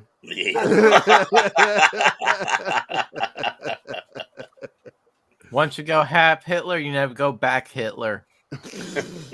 Oh. Replace the shaver with our new super slick Rocket 500 vibrator.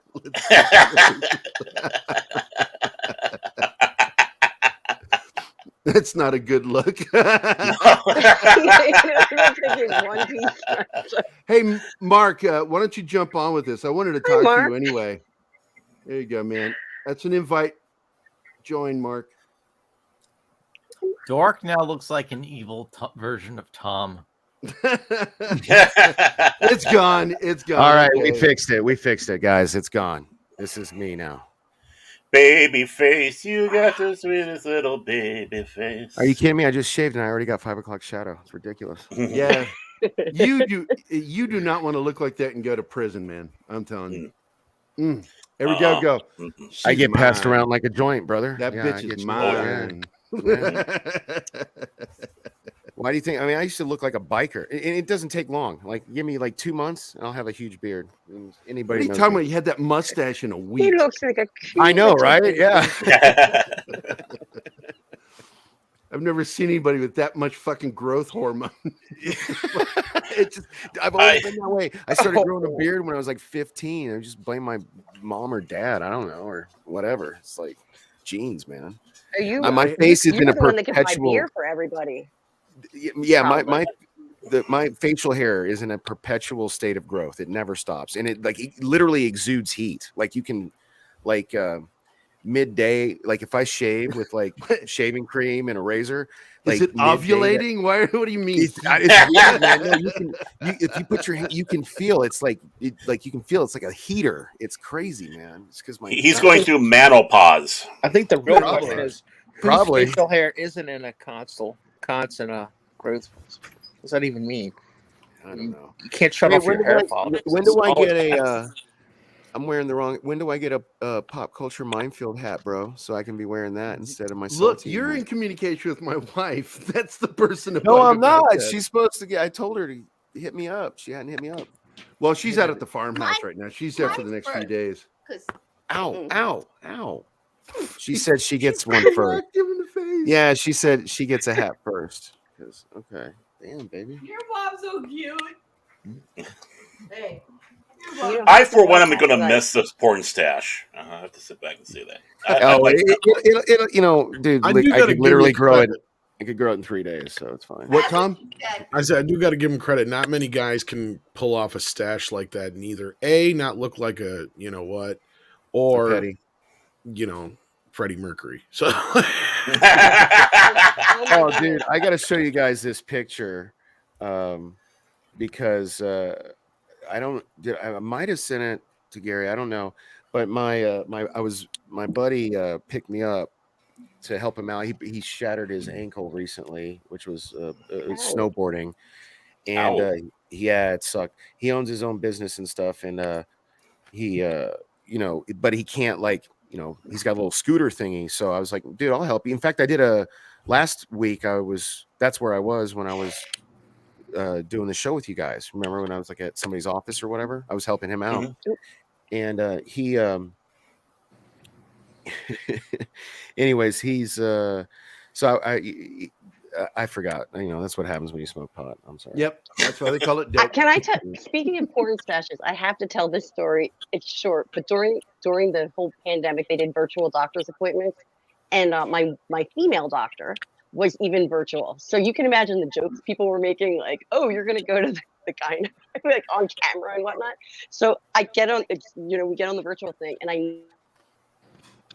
he's got like literally the worst porn stash, like shaved, and he's just like guy. He's, I think, a year younger than me, and I was like, "You changed your facial hair." He lost a bet, and all the other doctors made him do that. Now he's a gynecologist. That's funny. Can you imagine? Gynecologist. Yeah. No. So I got to tell you, I'm going to share my screen. I remembered what I was saying because it was a share screen thing. All right. Share So, screen. so my buddy with the shattered ankle, he picked me up, and we were driving to his office, and he was like, "Oh my God, dude, you look like a cop." And so he took a picture of me. And if you look in my glasses, you can see he's just driving. He's not even looking at me. and he's holding the phone, and he took you look like a TV cop, dude. Right? Yeah, that was so funny. Yeah. Reno 911 all the way. Yeah, and this You wasn't did that even on more, purpose. man. So this was Actually, he looks like the pencil neck prick who gets pushed off by the guys on CSI. Like, actually, he looks like he should have an emu with him. Right? Liberty Mutual, yeah. Hey, sponsor us, guys. But if you look at the cup, I did not do that on purpose. You see how the word Vegas is perfectly centered on the cup? It looks like it was, yeah. Yeah, that was a total accident. So after my buddy Lamar, you can turn this off now. After my buddy Lamar shared this picture with me, I have another friend, Dusty, who owns .Vegas Inc. Or I mean, maybe his dad does, but whatever. It's like he runs .Vegas Inc. And .Vegas Inc. is like if you want like I have a website You look called like this guy. This is a friend of mine, movie and TV actor Kurt Yeager. Yeah, I look way better than him. I should get into movies. Actually, you look like the kind of cop who's trying to be undercover, claiming he's not a cop, but everybody can tell he's a cop. yeah. Mr. Tickle Trunk. He looks like he knows at least 2 women named Candy. Well, welcome to the show, Mark. Glad you're here, man. Hi, Mark. I do need to talk to you after the show. I have a question because I want to know how you do that thing when we're doing Toxic Tuesday, and we did it the other night with Spaceballs too, where. What? Spaceballs? I missed the Spaceball show? Yeah, it was fall, man. It was so much fun. Tom was there. We had a blast. What? I love Spaceballs. Helmet? Watch out. So fucking fun doing All that. right, seriously, Gary, before we transition, let me say goodbye to everybody.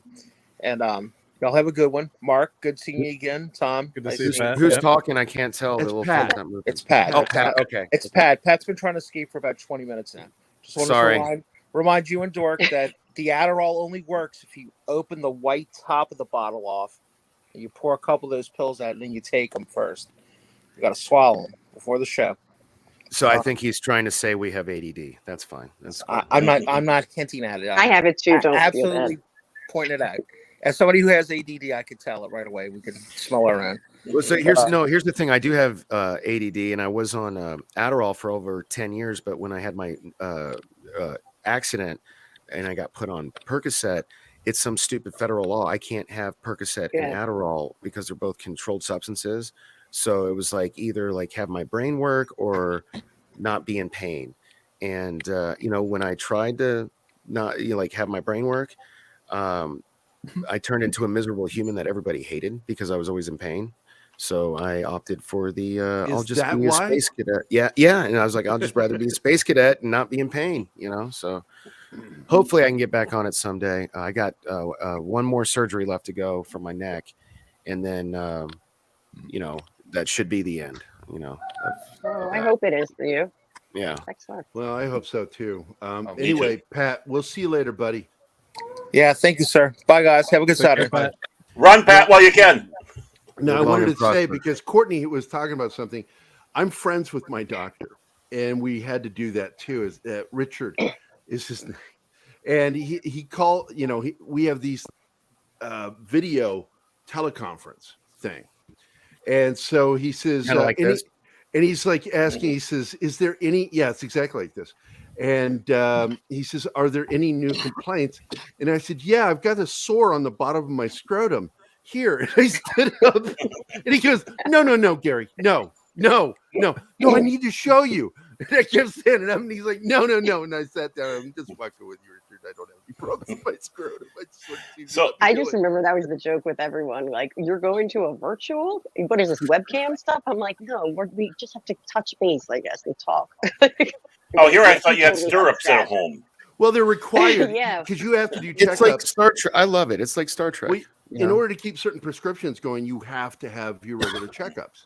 It's actually the whole medical farming thing that they do. So it's like my asthma is never going away, but every 6 months I have to see a doctor about my asthma. Yeah, it's an insurance thing. I have to go every 3. No, I do. It's kind of cool. I do a virtual telemed conference thing where it's basically like this, but it's just me and my doctor. And I do that. I get to do that 2 months in a row. and then I go in person, and then I get to do the thing 2 months in a row, and then I go in person. So they've let me do it every single time for like a year, but that's because I'm on well, that was probably because of COVID. They let me also, but now that COVID's over here in Nevada, you know, like say that loosely, I have to go in because with controlled substances like Percocet, you have to give them piss. You know, so and they need that at least I think once a quarter. Bring it in your hands. They make you do that, really? Yeah, no, well, no, I mean, I brought my urine specimen. No, all controlled substances. No, it's a federal thing because they're cracking down on controlled substances, which makes it difficult on people like me. Like, dude, I have a broken freaking neck. I have a broken freaking neck, and I get treated like a drug addict because I need I hate that. Yeah, for a broken neck. You know what I mean? Which like I've had 4 procedures on, and I have to get surgery, and I keep putting it off because it terrifies me. Because like, you know, it's only like a 5% chance. You know, like I wake up paralyzed because they fuck up. You know, I know it's only 5%, but it's still like, you know, it's that whole like I'm trying to kick that can down the road. I kind of understand how you feel about it because that's one of the big threats of my C2C3 problem. Yeah, because one vertebra sits in front of the other, and that's one of the threats the doctor explained to me. And so I'm like, so I could wake up paralyzed. He goes, that's if you wake up. And I'm like, what? Yeah, that's great. Thanks. Like that makes me want to do this. Fucking slays me. I fucking love this guy. And I think of things like Bill Paxton. Like he did a what do they call those kind of heart procedure? No, yeah, but it was they call it it wasn't necessary. I forget how they call ablation or no, it's an elective or basically elective is that what it is? Elective, for outpatient. Yeah. So like he made the decision, hey, I'm gonna go get this thing done, and then he never woke up. You know what I mean? Like that freaking terrifies me, man. You know what I mean? So I'm really trying to, but it sucks, dude, because I just did this procedure. I think we talked about it on the show, like I can't remember, a few weeks ago, maybe a month ago. Tom came on all. Yeah, when I was on the you remember, yeah. It's like you started on the anesthesia. I was excited about it because I thought we'd get one of those. Is this the real world? Instead, I got. That's when I found my friend dead, and I'm like, oh my god. I'm really sorry, man. I didn't know how anesthesia was going to affect me. But yeah. So anyway, so that procedure I had on that infamous show you're referring to has already wore off. It's literally already wore off. Were they like steroid shots or whatever? No, it's called a radio frequency ablation. So they go into 3. It was my C2 through 6, I believe. I don't know. I could be wrong. Hey, man, you know, this is in the internet. My doctor ever watches this, correct me in the comments. But it's where they go in. So you can only do one side at a time. So I went in bilateral. Yeah, so I got my left side done, and then I had to wait 2 weeks because you can't have anesthesia, you know, safely, you know, closer than 2 weeks. And so then you go back 2 weeks, and I got the other side done. And what they do is the way they've explained it to me. Pause 1 second, because this is going to go on for a minute. I want to say bye to Mr. Tickletrunk. He's leaving. Oh, so, take care, sir. Later, man. I've got to go too. So I'll see you guys later. Thanks for having me on. Okay. Oh, you bet, buddy. I'll see you later. Hey, are you going to be at any of the cons this year? I'm going to try and make Vision Con. Okay. All right. I'll see you later, man. All right. See ya. Bye. Okay. Sorry, Dan. Go ahead. Oh, DorkKnightLV. That sounds really scary, by the way. What? Do what? Your surgeries. You're brave. Oh, it yeah. Sounds really scary. Yeah. No. So the RFA. So what they do is. And again, people correct me in the comments. I'm just the guy who gets it. They sever the nerve, I guess, in those those I believe it was 4 discs total, but on each side, I guess. So it's like eight or whatever. They just fry it with a laser and disconnect it, so I don't feel the pain from the impingements because all of these discs have no cushion or cartilage or whatever it is between them anymore. And they either want to like fuse them, which if they do that, I'll be like Michael Keaton Batman. Won't be able to turn my neck, or they can do the replacement. And the thing is my insurance, that's a battle, and I've been through that stuff before, and I'll figure it out. Yeah. Even though I'd want to replace, so fusion's like less likelihood of death or paralysis, right? Because they just fuse the disc together.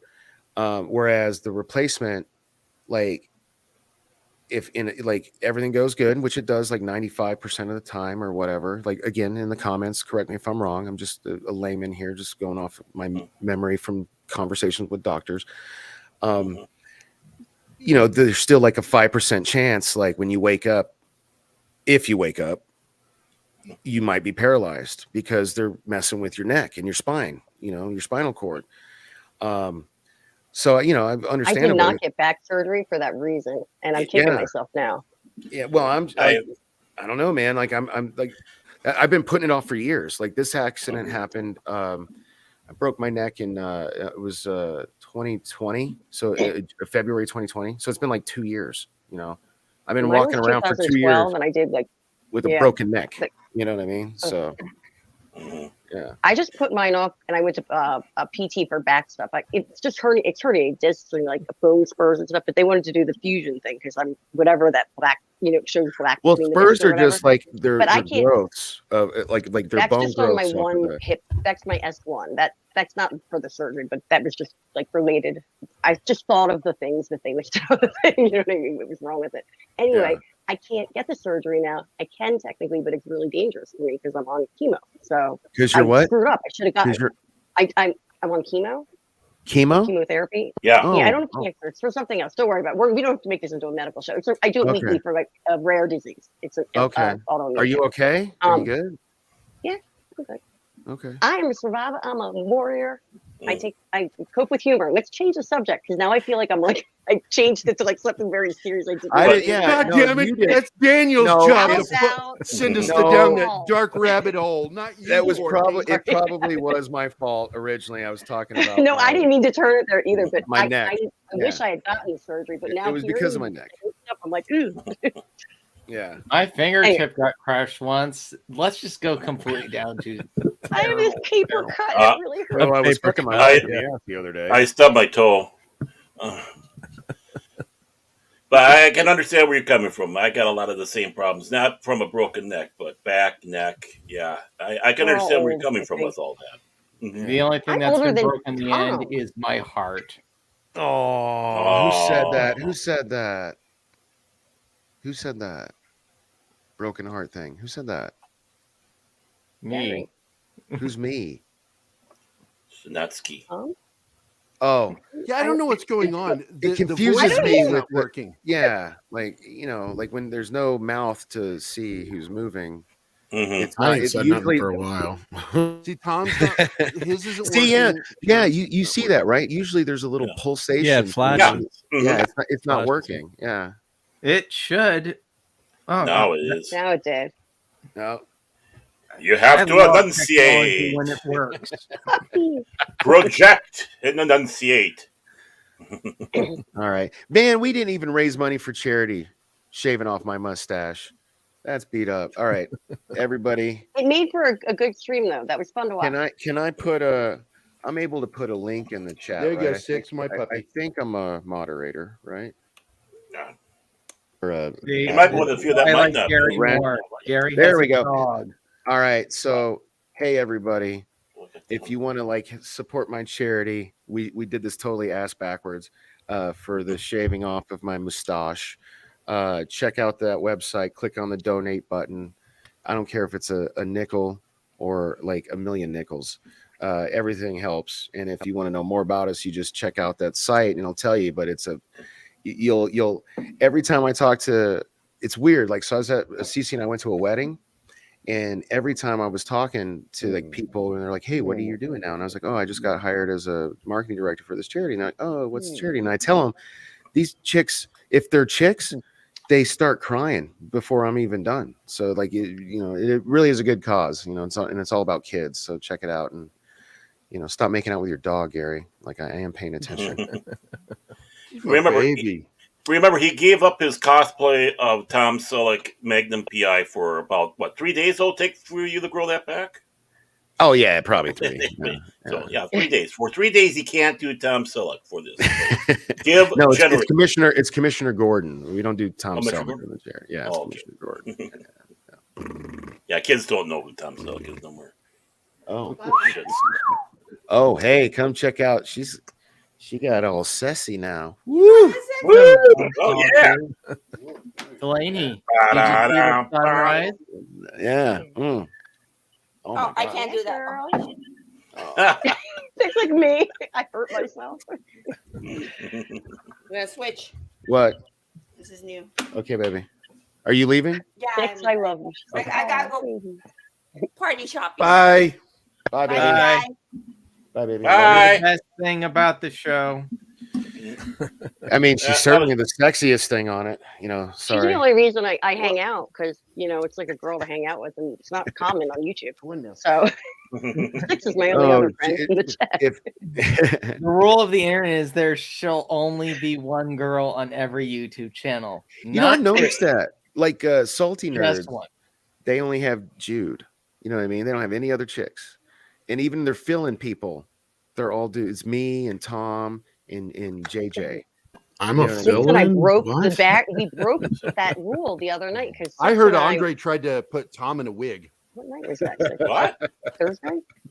What? No, So- no. It don't take much to get me in a Our wig. famous night. doesn't take much to get Six and I you in a streamed wig. together the other night, and we were hilarious. So there were two. So Courtney, how does it feel to be the token chick on this Streamcast now? I'm not. Well, I don't identify. I'm just kidding. I'm sorry. Find out it's a token check. I can't even make it funny. It's like, I'm such stupid. Oh my god. Six says you're hella sexy. Six. What night did we have our hilariousness? Was that Thursday night? I don't remember. Yeah, Thursday. Check out my channel and watch Six and I. We were funny. We were funny. I actually think I saw that already, but I will check it out Did you? again just in case. Yeah.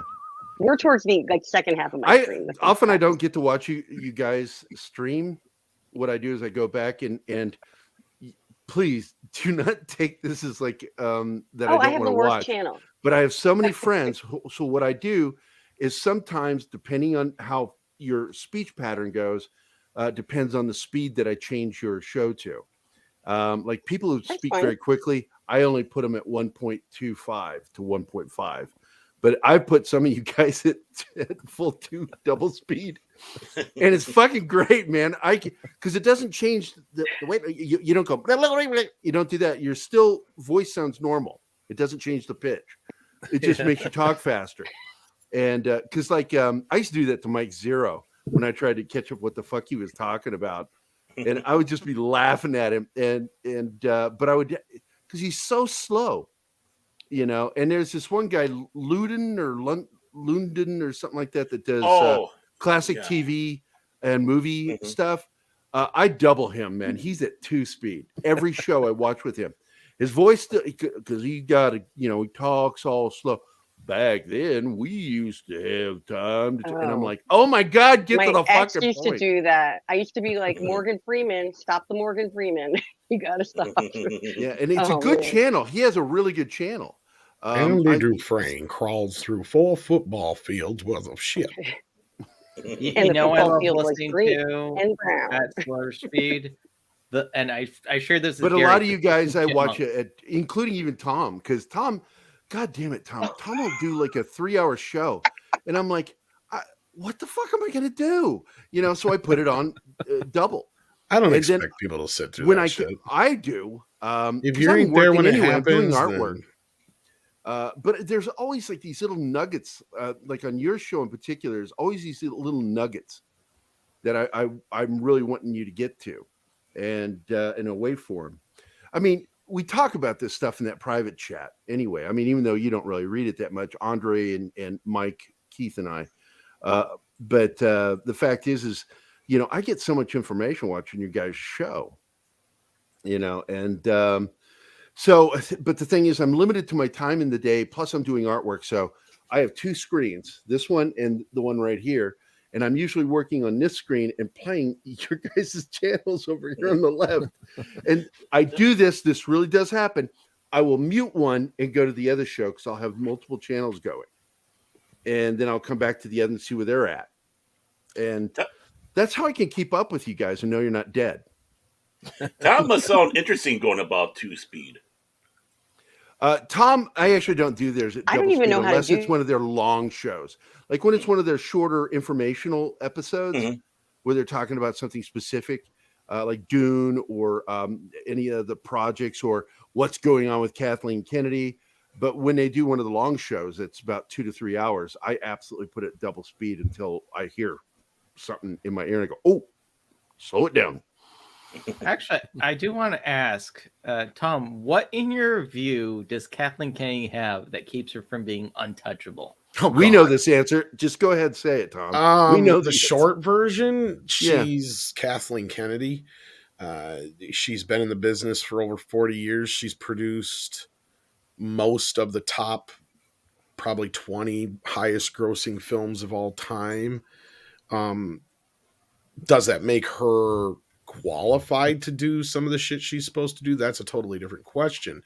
But as far as all those things combined, I mean, God knows how much dirt she probably has on people on top of it all. Because we were talking about that earlier before you got on here. It's like, she knows where the bodies are buried. But even if you take that out of the equation, I mean, just in respect and longevity and who she is as far as the grander scheme of things, I mean, she's arguably the most powerful woman in Hollywood.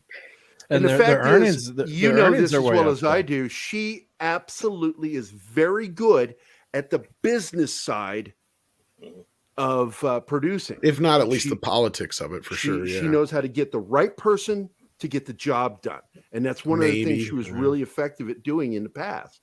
I mean, I always said it this way, though. Look, she had one of the easiest jobs in the world as a producer. You have to add nothing creatively.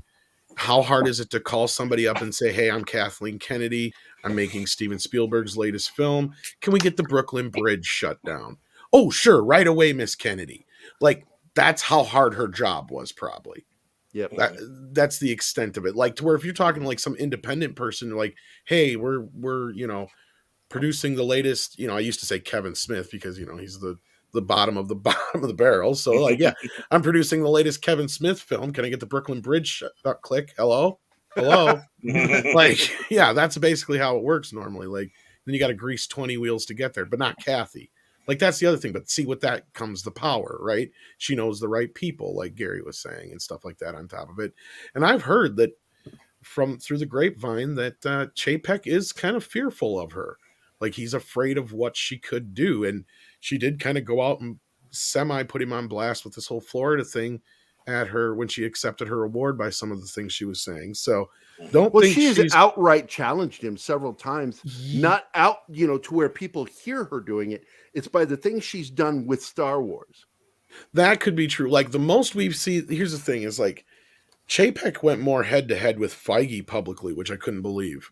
Yeah, that was a shocker. Like, he jumped right into that one, and it was like, whoa, okay. But Feige, yeah, you're right. Feige had to back down and said he completely, what's the word? What did he say? I can't remember exactly how he put it, but he did not think that Chapek was as strong as he was, basically, in so many words. I'm trying to remember how he phrased it. And he didn't, I wish I had the quote in front of me. Tiger. But he said it publicly in an interview about Chapek, about basically how he underestimated his power in so many words. And basically then that's what Chapek did, is took all the power away from these guys.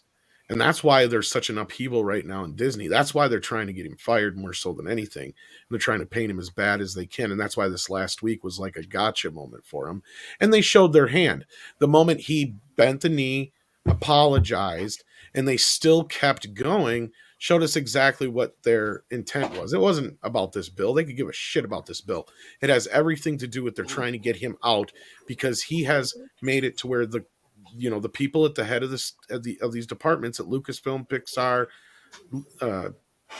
MCU, all that shit, They all have to answer to people who are money people now, and they don't like that. That means they're not in control. They have to. That's what's going on over there. And the most that Chapek has said publicly about Kathy was, "We're not going to Lucasfilm is three things: it's Star Wars, Willow, and Indiana Jones. That's it. None of this blood and bone bullshit. None of this other new stuff that you guys are trying to do." And that's kind of where he put the kibosh on that. But we're also, I've been hearing, and as other people have said, about,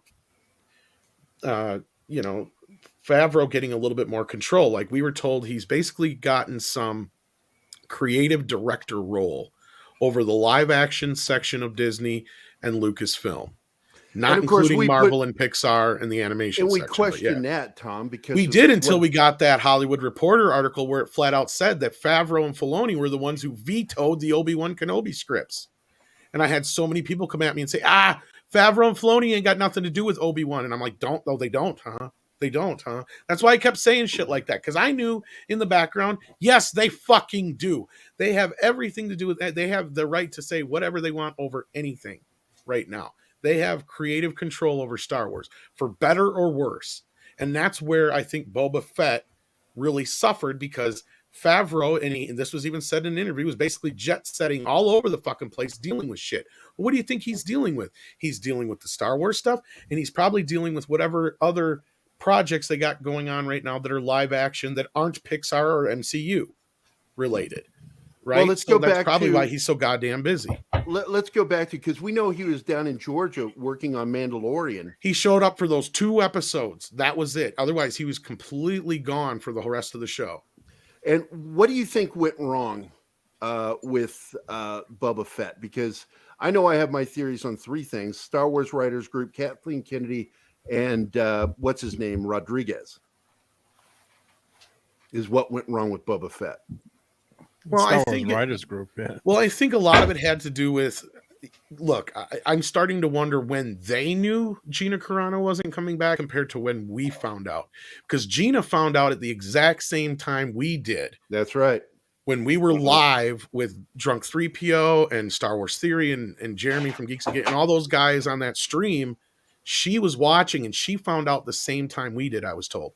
And so they could have known before that. And I think that's where Book of Boba Fett comes in, because this show feels like it's a filler to kind of reset things. And why the hell would you spend 2 episodes basically concentrating on Mandalorian storyline where you're undoing everything you basically just did in the last episode as far as Baby Yoda goes, right? Like they gave Grogu up. Why? So you could have a season where he was off training and Mando could do Mando things without having to worry about that damn baby. They had a plan here. They telegraphed it. They said this was going to be like the MCU. Kathleen Kennedy even said this stuff about Favreau. He and those guys over there knew how to make this stuff to where it's the must-see things, and you can spread this out, and it's all going to lead to this big event, which we're being told now is Shadows of the Empire or whatever.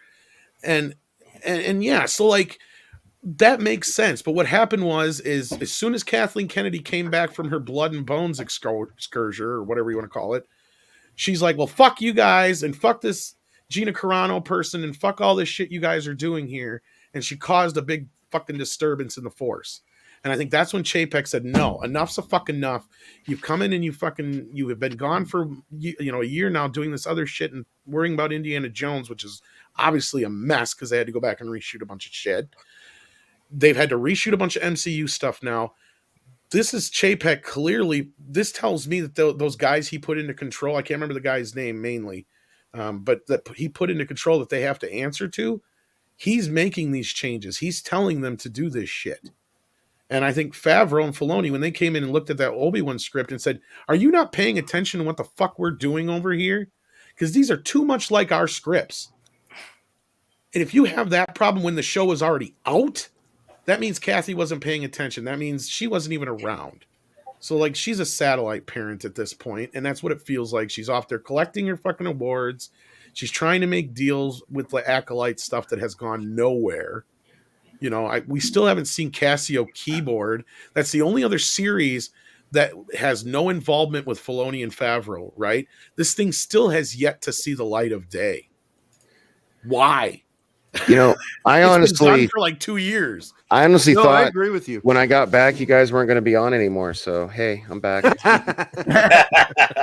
Star Well, Wars came up. I I want always to, drag things out. because Kathleen Kennedy, I know I went on a big, she needed huge to be spiel hobbled. there. I'm so sorry. No, she needed to be hobbled. No, It's cool. I wanted you. That triggered you. I pulled the trigger on you. Did Courtney leave? Is it Heir to the Emperor? Yeah. Sorry, 6 is probably Oh, right. Yeah. Damn, sorry. I didn't have get gotten to say the bye. point where I really just don't give a crap about Star Wars. It's Well, it's hard to care Oh, about. that's how I the feel about mothership. Star Trek Picard. Oh, my that God. too. Oh, Star Did you Trek guys- I gave up on did way. you- Oh, you didn't like Don't that even last get me- episode? You didn't Don't think it was even fantastic? get I haven't me even. started. I haven't watched the last season of Discovery, and Andre hasn't forced me to watch Picard 2 yet. I so. haven't. I stopped because.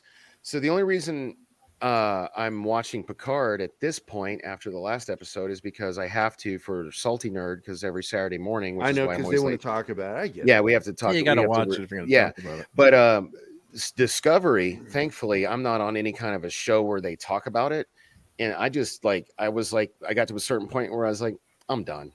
And then people will talk about it, and I just check out because I don't care. You know what I mean? Like you kind of just go into that state. and I would do that with Picard if I could, because But, that last episode was so it was terrible. terrible. Now, here is a question from Martin Acosta Santana. Say, Gary, what do you think sends a stronger message to Paramount Plus? Not watching any episodes of the Butchered franchise, or watch just the first episode and then toss the shows into oblivion? Here, I've said this numerous times. I subscribe to Paramount Plus because I want the classic shows. I want access to Perry Mason.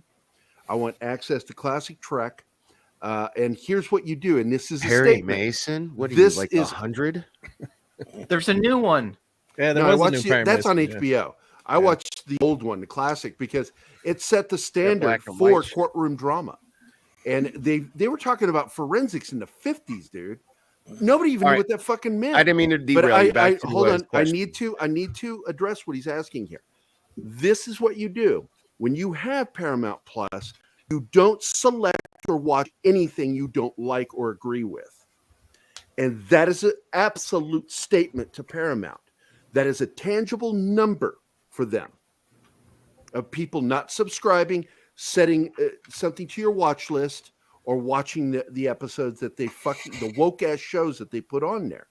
And CBS makes a lot of garbage, man. Star Trek and some of the other new shows are just absolute fucking garbage. Have you gotten any of those surveys for Paramount Plus? Because I've gotten them for. Oh yeah, for Star. It So I took always me 25 minutes to finish that survey. Yeah, and I ream them out over. Yeah, like, what do you not I like did the about same Star thing. Trek Discovery? Yeah, so I was honest in that yeah. fucking thing. I'm like, Who was keep talking throwing just a this second garbage ago? at me. That was Mark. Yep. It's Mark down below. Oh, Martin's covering your. Can you point your camera down because Yeah, I the gotta chat put- yeah, bubbles? The like, chat bubble. Yeah, you don't want to see me. In it. My camera's all the way up here. Yep, there we go. Sorry. No, it'll still block you. Ah. Do this. Do this. Do this. Be Kelroy. Be Kelroy. There we go. That works. Now I can see his mouth. Okay. I want to say hello to Man Squatch because we haven't had a chance to. But absolutely, that is a statement that will send a signal to them with a tangible number, because you are a part of Paramount Plus, and for some reason you're not watching or adding to your They watch got me list blocked on anything. Twitter. And you know they're what'll pushing. really, chapter ass? Watch the original cast like movies on Paramount Plus, but don't I watch do that. any of the new Star Trek. You know That's what I mean? do. Yeah. I subscribe only to the classic stuff. I watch because I actually enjoyed the new Perry Mason, because I started to understand what they were doing. I didn't like the opening because they're making up stuff. That's not from any of the books. I've read all the books. The whole background of Perry Mason was wrong. Can I reply to War Monkey real quick? Is that okay, or will I interrupt your Yeah, thought? go right ahead. Okay. Well, you moved it. Oh, I'm gonna make it. Okay. So, War Monkey. Here's the thing. I don't know if you do podcasts or not, and I'm just gonna drop some knowledge for everybody. I get that, but I have to watch the stuff. And so when I subscribe to something and I have to pay for it, I get to write that off of my taxes. So I'm getting it kind of for free if you think about it. And if you need any help to know how to legally do that, just DM me and I'll tell you, because if you have to watch something, I'd rather you pay for something, get a tax write-off than pirate it. You know what I mean? Does that make sense? Alternatively, you know. So. Alternatively, here's another thing you can do, because the thing that a lot of subscription services care about is new subscribers. Get a free trial and just watch the stuff you love. So, like when the news, that's a great idea. No, that's a great idea. Yeah. Because they give a shit ton more about new subscribers than old. No, you're absolutely right. Yeah, absolutely. I mean, there's a lot of great things on CBS too. They got we were talking about I Love Lucy, right? They got I Love Lucy, Twilight Zone, the old classic. You know what's crazy? You know what's crazy about I Love Lucy? And can somebody explain this to me? If my mom's still in the chat, she has a theory. But like, there's like 4 different legal platforms that have I Love Lucy episodes, right? But including Paramount. Yes, but none of them have every single episode. Amazon, Hulu, Amazon, Paramount. Yeah. It's Amazon, Hulu. You threw me off. I already said the other one. Anyway, there's 4 legal ways to get it. I'm sorry, a little high, and but none of them individually have every single episode. There's an episode where Lucy impersonates like one of the I think it's like a Marx brother or something. Harple. Huh? Harple. Yeah. That episode is not Boulder. No, I don't know. It's not available on any streaming service that has I Love Lucy, and that's because I went down this road. Well, it's the same thing because CBS has the original Odd Couple. Yeah, but good luck finding the pilot episode. Well, they have scattered episodes there too. Like, I know what he's saying. I think it's a licensing thing on top of it all. Because Paramount, when they started Paramount Plus, they pushed it out there just like everybody else did early. And they said early on they weren't going to keep everything exclusive. Well, they're starting to change that a little bit now, as expected to be. But what they did is spread all their shit all over the place. There was a time where you could basically see all of the old Star Trek just about everywhere. Yeah. So they had, and we kept questioning, like, you're making this proprietary service and you're selling it on this Star Trek Discovery show, right? Which questionably anybody really wants. But what we do know, one thing is that all fans want the classic show. And if you want to make your service something that's going to get people there, put all the classic Trek, put all the movies, put the series or the animated series, all that stuff on Paramount Plus, make it exclusive to Paramount Plus. There's your catch. I mean, Paramount Plus doesn't even have fucking Yellowstone, even though because they fucked that up too. Yeah, well, part of it is I think it's a co-production deal with Universal, but then they ended up letting Universal have Universal NBC. Yeah, they let them have the damn streaming rights. So now, they don't even have their biggest show right now. It's the dumbest thing. But I got to tell you, 1883, it was one and done. Great fucking series. And I do stand by my statement, and I've only had a handful of people argue with me on this, is that Taylor Sheridan is the best fucking writer on television right now. And if you want to emulate something, emulate what Taylor Sheridan does. But they don't want to do that. Well, on the other side of it, the only good thing that they've done in the last few months, besides, maybe Beavis and Butthead's going to be good, we don't know yet. They had the South Park deal, but those specials sucked in comparison to the last episode of the new season. In comparison, is like you guys got shafted on that. But the only thing they've announced recently that's getting anybody's attention is the Star Trek motion picture director's edition, but that's coming to Blu-ray in September. So if you can hold off until September, that's the rumor going around is September. Yeah, that's a fantastic. I'm buying that, man. I love that. It. Well, in some ways, I like that better than Star Trek 1, even though this is the one time they finally. Go ahead. Sorry. Oh no, I was just going Tom Unit. Well, one thing I do know, this went back years ago, back to the 50th anniversary. They had a bunch of people come in who are Star Trek fans, and people like Bill Hunt of the Digital Bits and stuff like that, who covers home video news. And they asked them all, "What do you guys want?" They're like, "Well, we want the director's edition of the motion picture in HD. We'd like, the director's edition of Wrath of Khan in HD." And same thing, I think, with 6 or whatever, one other one that has an extended cut. And, we just like the old series upgraded like you did with TNG. And basically, after all that, they're like, well, we're not going to do any of that. All we're going to give you is the director's edition of Wrath of Khan. That's all we got for a while. Well, finally, I think they realize that this is not going to last. They're not going to be able to keep the classic fans and gain these new fans. Yeah, because they're not gaining numbers. Yeah, they're not. So now they're actually putting the money behind this new director's edition, which would be in not just HD, but 4K.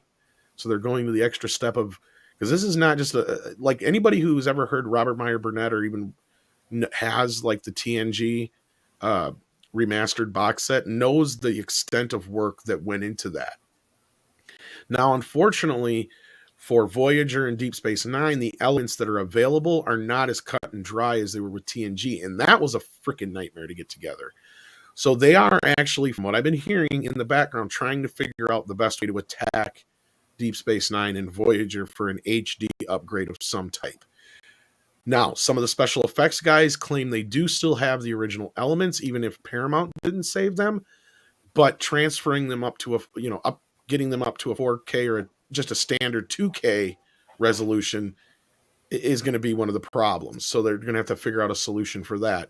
But the other problem you have is a lot of those shows were actually taped instead of filmed, because they went from film on TNG over to video or digital video to make it easier for the effects later on down the road. So I have no idea how much of the show is actually done outside of video. So that's another problem, a resolution problem with the whole show itself that they're going to have to try and find a way to tackle. Now, there is up conversion processes, but then you get into rubber people and stuff like that. Yeah, because TNG, they lost money on that. I mean, they had to basically redo the whole show from scratch. And what the original effects were all done in SD or and they're never. This is why like a lot of people were wanting like, when are we going to get DS9 and Voyager? And it's like it's not going to happen because so much money was spent on TOS and TOS generation. Luckily was all on film, right? All the opticals, everything on film. That was easy. That was an most easy of version, TNG, like 90%, I think of TNG. It was so expensive doing TNG that it dissuaded them from ever doing any of the other shows. Well, they lost money, unfortunately, on it. Yeah. So that was a problem. It looks great, but they could go the B5 route where they upscaled the special effects and scan the film. The film elements are okay, but like Tom was saying, it depends on what's on. See, if they had, that's what I think. It's not I think that's not the problem, though. I think the problem is they have video elements for the main parts.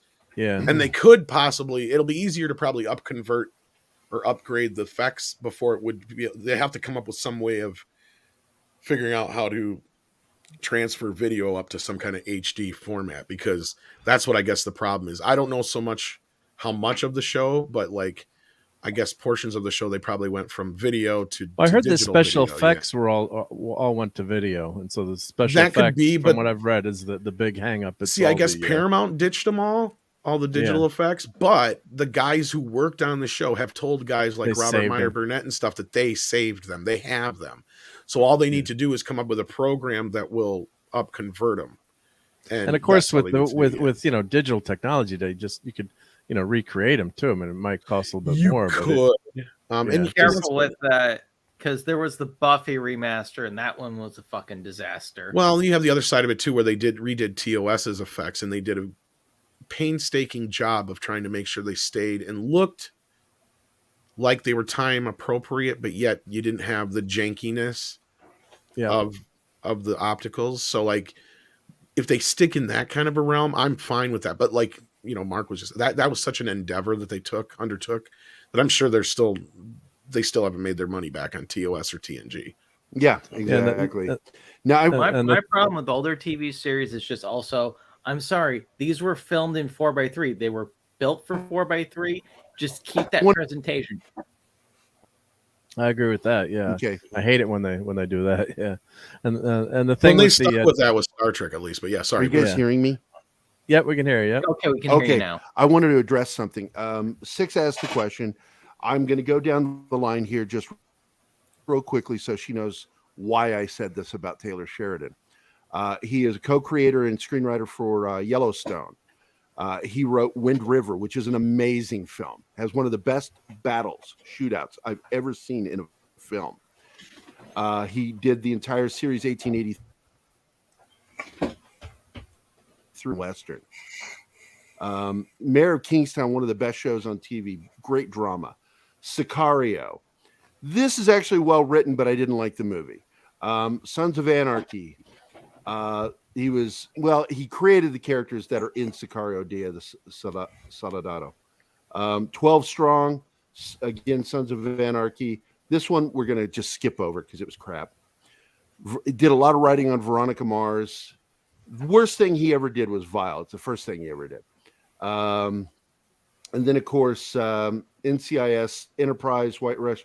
He did a lot of writing, and he really is, in my opinion, one of the best writers, if not the best writer on television right now. I can't see anybody doing better than him. These three shows, boom, boom, boom, are three of the best shows on television. And that's just a simple fact because they're so well written and well acted too. Great cast. Kevin Costner, Jeff Bridges, Ben Foster, and what's his name? Chris Pine. Chris Pine. What a great fucking movie. And then, of course, this show just blew me away. I was like, oh, it's going to suck. And then I watched it. I'm like, nope, it's good. It's fucking good. I got to add all those to my list to watch instead of Star Trek Picard. And people don't talk about this film, but it's a really good film. And my friend, Fahim Fazli, who's been on a show multiple times, is in the movie. He's one of the characters. 12 Strong. Really good war film. And lately, I just try to go back to older things that I haven't seen. Like just a bunch of like black and white films, like classic film noir, man. There's so much great shit there. Oh yeah. Double Indemnity alone. Well, you never get better than that. And that's why I watch classic Perry Mason, because it is noir. It is film noir done as a TV series. It has one of the best, most memorable themes. I mean, it was so good they even kept it in the new series. They just updated it. Well, hey, sorry I disappeared. You know, it's Cecy's birthday, so like we had to. No, that's okay. We need to wind this shit up anyway. I've just enjoyed having everybody here. I'm so glad you dropped in, Tom. God, man, I love you, dude. Yeah, hey Tom, it's been like, you know, I try to watch. Not in a gay way though. It's not like I fantasize about having sex with you. Like gladiator films. It's not gay when it's in a three-way. You know, it's not gay until you do it had twice our gay and high like school it. talk, and we're done. And Tom wasn't there for high school, so he wasn't gay in high school. Nice to meet you, Tom, by the way. Yes, nice to meet you guys who I didn't know already. Yeah. I am good friends with Mike, so you know, it presuming he's still listening. Yeah. Well, You know, I tell Or go people all ahead, the sorry. time that Pop Culture Minefield is the illegitimate child of Nerdrotic, Midnight's Edge, a little bit of Doomcock, and yeah, that's it. You're all of our illegitimate dads. The sperm bank. I just wanted to say, because like the first time Tom and I met was on a Salty Nerd podcast, and he kept saying, "Man, I'm really sorry. This is how we have to meet," because we disagreed. I think it was on He-Man, but I bet you, I wish we would have got to talk about Picard more, because I bet you Tom and I are on the same page about Picard. You know, Right. But Hey, if you guys ever do Resident Evil, include me. I've played all the games. I even know the origins behind its creation. dude, I love me too, and I actually love that new movie, the latest one. That was the most true to the games. You know, it was like No bullshit. Oh, I'm calling no. complete and utter Oh, bullshit. all right, cool. Hey, man, we'll have to. That's a show for another time. Like, you know. I'm just happy that Gary didn't. If you're doing events going on at the same time, you do Resident Evil 2 and 3 because they take place around the same time. It's Resident Evil 2, and then 3 happens. Oh no, excuse me, Resident Evil 3, then 2 happens in the middle of that. Hey, and then save it for the podcast. Save it for the podcast. We'll do this another time. I'm not even gonna. It's just like, yeah. I'm just happy that Gary didn't call us the short bus version of Midnight After Dark and all that. I've already, I did the short bus joke with you the other night. fucking The Netflix fact is series. I want to talk to Mark after the show, because I'm planning to do one more show a week. I don't know who will be with me on it, but seeing how we do some of these things like Toxic Tuesday and doing the thing we did the other night with Spaceballs really just made me happy. And I want to do a show where I don't want to show the film, but I want to talk about it, but have it stream images from it in time. Yep. So while you know I'm what you actually do? watching it. So we And- do this. We do dude. I'm gonna blow your mind. So we do this in Discord. We do watch parties, and we can actually in Discord watch the movie together in hate real Discord. time. Jerry hates Discord. Oh Fucking man, hate it. it's so Let's cool. talk because- after the show. Okay, I'm all right. going to get us off here. Six, thanks a lot. Nobody shits on me in the chat like you. I appreciate it. That's because I'm not serious. here. Nobody shits on me like her. Well, there's no women But on it's the like, panel she was right worried now, about so- when we first met that was going to bother me. I'm like, no, it doesn't bother me. I'm amused by it. I like being shit on in the chat. I know that, you know, my bosses that be don't want me interacting with it much. But the fact is, you know, I enjoy it. It's a secret pleasure of mine because I enjoy people shitting on me. I think it's not like German style, not So you secretly pleasure yourself. Yeah, no yanking No, it. to it's just poop like how till you it call puts it everybody on. fuckers. It's just homies. Like Yeah, like, that's just fuckers. how we- yeah, you know, just how we Terms of endearment. Yeah, exactly. You know what I mean? So- Terms, you know, you're my homo. There you go. Oh. yeah. Oh, and Pete, your mom's leaving. Bye, PJO. Love you. Oh, bye, Mom. Yeah, totally. If I wasn't married, I'd be hitting on your mom all the time. She's my age. And she's cute. Thank you. I would you so love to much. make you call me Yeah. daddy. I would make you call me daddy. I really would. Daddy G. You know what, man? If I didn't have to dye my hair black in a minute, I would take the time to drive out to Missouri and whoop that ass.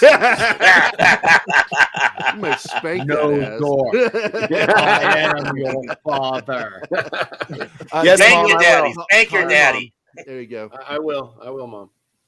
And Six is very happy with the compliment. Oh wait, she said something about Cecilia's birthday and hugging on the dog. Yep. Well, And she's War not Monkey. here. She had to. That's why I was gone. I for a minute. absolutely believe that, War Monkey. My closest friends in my life that I know, including Keith. Yeah. Because the things I say on the show is nothing compared to stuff I've said to him in Oh, person. dude, no, like bros are fucking. We're terrible to each other. We say the most terrible shit to each other. You know. Oh my Yeah, the God, better for you know someone, the years- more shit you give them, right? Yeah, my, right. My daughter was so bothered by the fact that one of my army buddies that lived with us, he was like an uncle living in the house, you know, because my best friends helped me raise my daughter, and they were uncles, and she calls them uncles. And one of them would live with us off and on. And whenever he was forget himself, he called me fuckface because he never called me by my name ever. He said, "Hey, fuckface." And she asked me one day, she goes, "Why do you answer when he calls you F face?" I didn't know how to respond to it. I'm like, "I'm sorry, No, I used to- Because it I means used he to- likes me. No, I used to say, like, I used to do stuff like that too, and like I would say something, and they respond and be like, "Well, you responded to it, didn't you?" So Yeah, that's what the whole Yeah. thing. Because I enjoy it, you know. The other buddy that I hang out with all the time, Ultra Rob, which it led to many funny stories. I 'cause we swear, call my him Ultra dog is Rob. molting all over. So he calls me Turkey Dick. Are you doing Turkey Dick? I'm like, what the fuck is a turkey dick? So yeah, my It's a mom turkey. dated this dude when I was like a senior in high school. His name was Chris, and he used to call me shit hook. I'm like, where did that? Oh, come my from? dad called me that. I don't want to get Yeah? into it. I'm Oh, like, okay. the only thing lower than shit is the thing that holds it. Oh, okay. All right, What a so dick. All right. Brett, thank you. Did you say anything, or is it a super sticker? It's super sticker. It's a I- cat super sticker. They don't let us see it on StreamYard. I don't know Yeah, I why. see it on the. It's a laughing cat or fox or something like All that. right, cool. Yeah. Let me give you this as your thank you. If you haven't seen Jean-Luc Picard's glorious return with your own eyes, then you need to turn around right now and make it so. But shut up, Wesley. There you go. Why do you put that ferret fuck face up there for Christ's he sake? gets- Oh I my Shut God. up, Wesley. You know what? Like the payoff at the end, man. Like, because I was like, and then it was like, "Shut up, Wesley." I was like, "Okay." Oh, Yeah, that works at the end. Yeah, Yeah, I yeah. like that. He is such a suck up, dude. I fucking hate that guy. Anyway, I want to thank everybody for being here. Brett Cohen, man, thanks a lot, dude. You and Mr. Tickle Trunk and Mexican Iron Man pretty much support this channel. I swear to God. Mike supports it financially. He has the major stake at this point. You are why we're paid up on StreamYard. Hey man, and like this is one of the conversations I want to have with you when we get off. Clobbering time. I got some sticker stuff we got to talk about. How you doing, brother? Hey, Yeah, we Bobby. need to talk about that. And Mark is actually in the room, so stop chatting. Mark, you're in the lot. You're with us.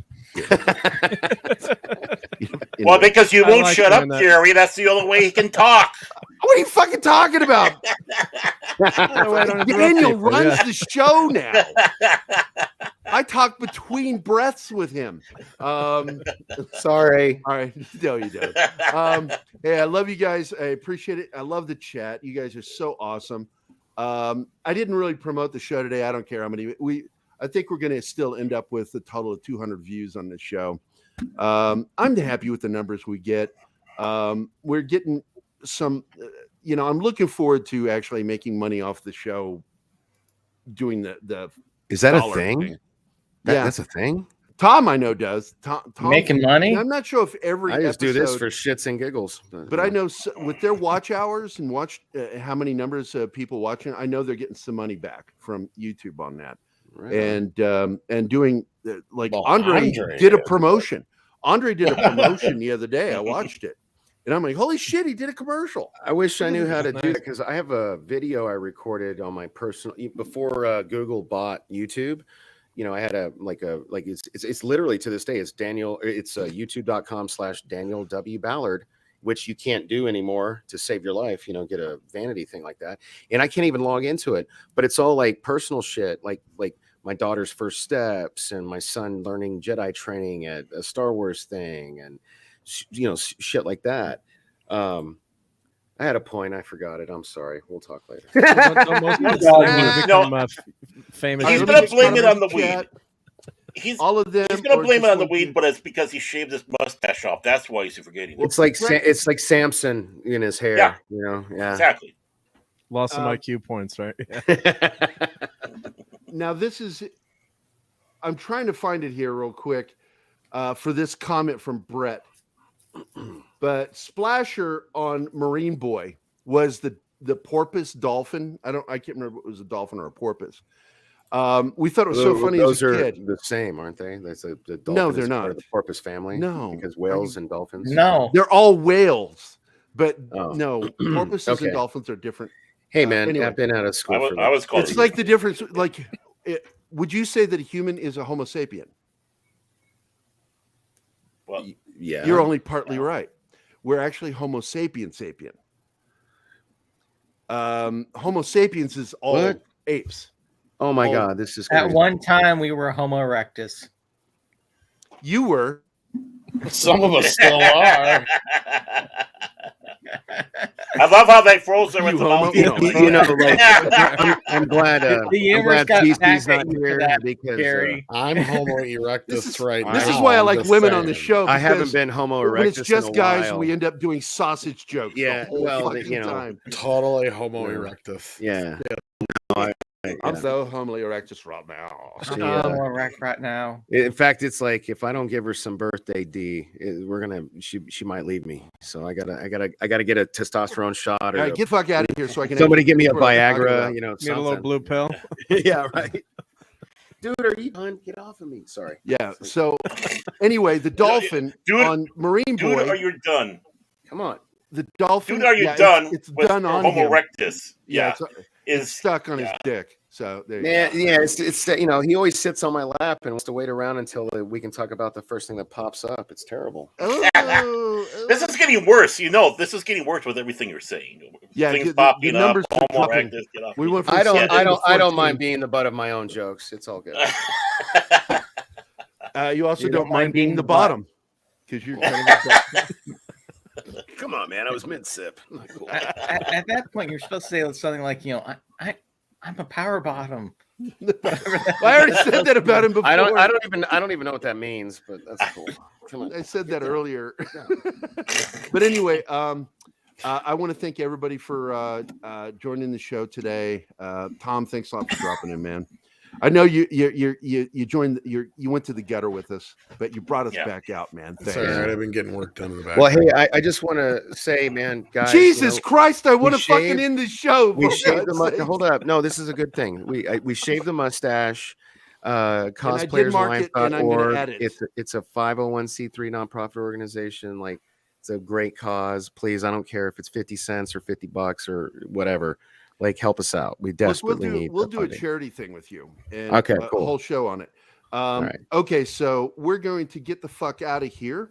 But before I do, I'm going to play this video. You pompous, stuck-up, snot-nosed, English, giant, twerp, scumbag, fuckface, dickhead, asshole. That was directed at me, wasn't it? It's directed at me, really. Oh, okay. Because I'm also a giant. You I are want to thank fuckface, everybody however, for we did coming, get that and confirmed. we'll see you. Well, next time we'll be talking will be on Thursday, but I will be starting a new show, 2 new shows. One's going to be called Dangerous Nerds. I'm going to be interviewing military vets who are also nerds. Oh, and we got to talk about that. Yeah. All right, so we'll talk about it after the show.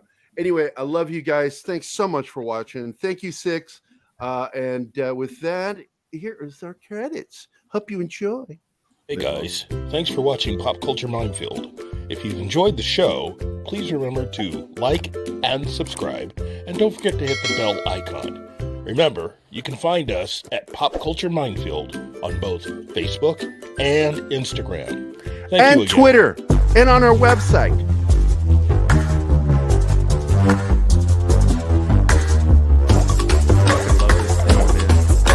The only theme I think comes close to it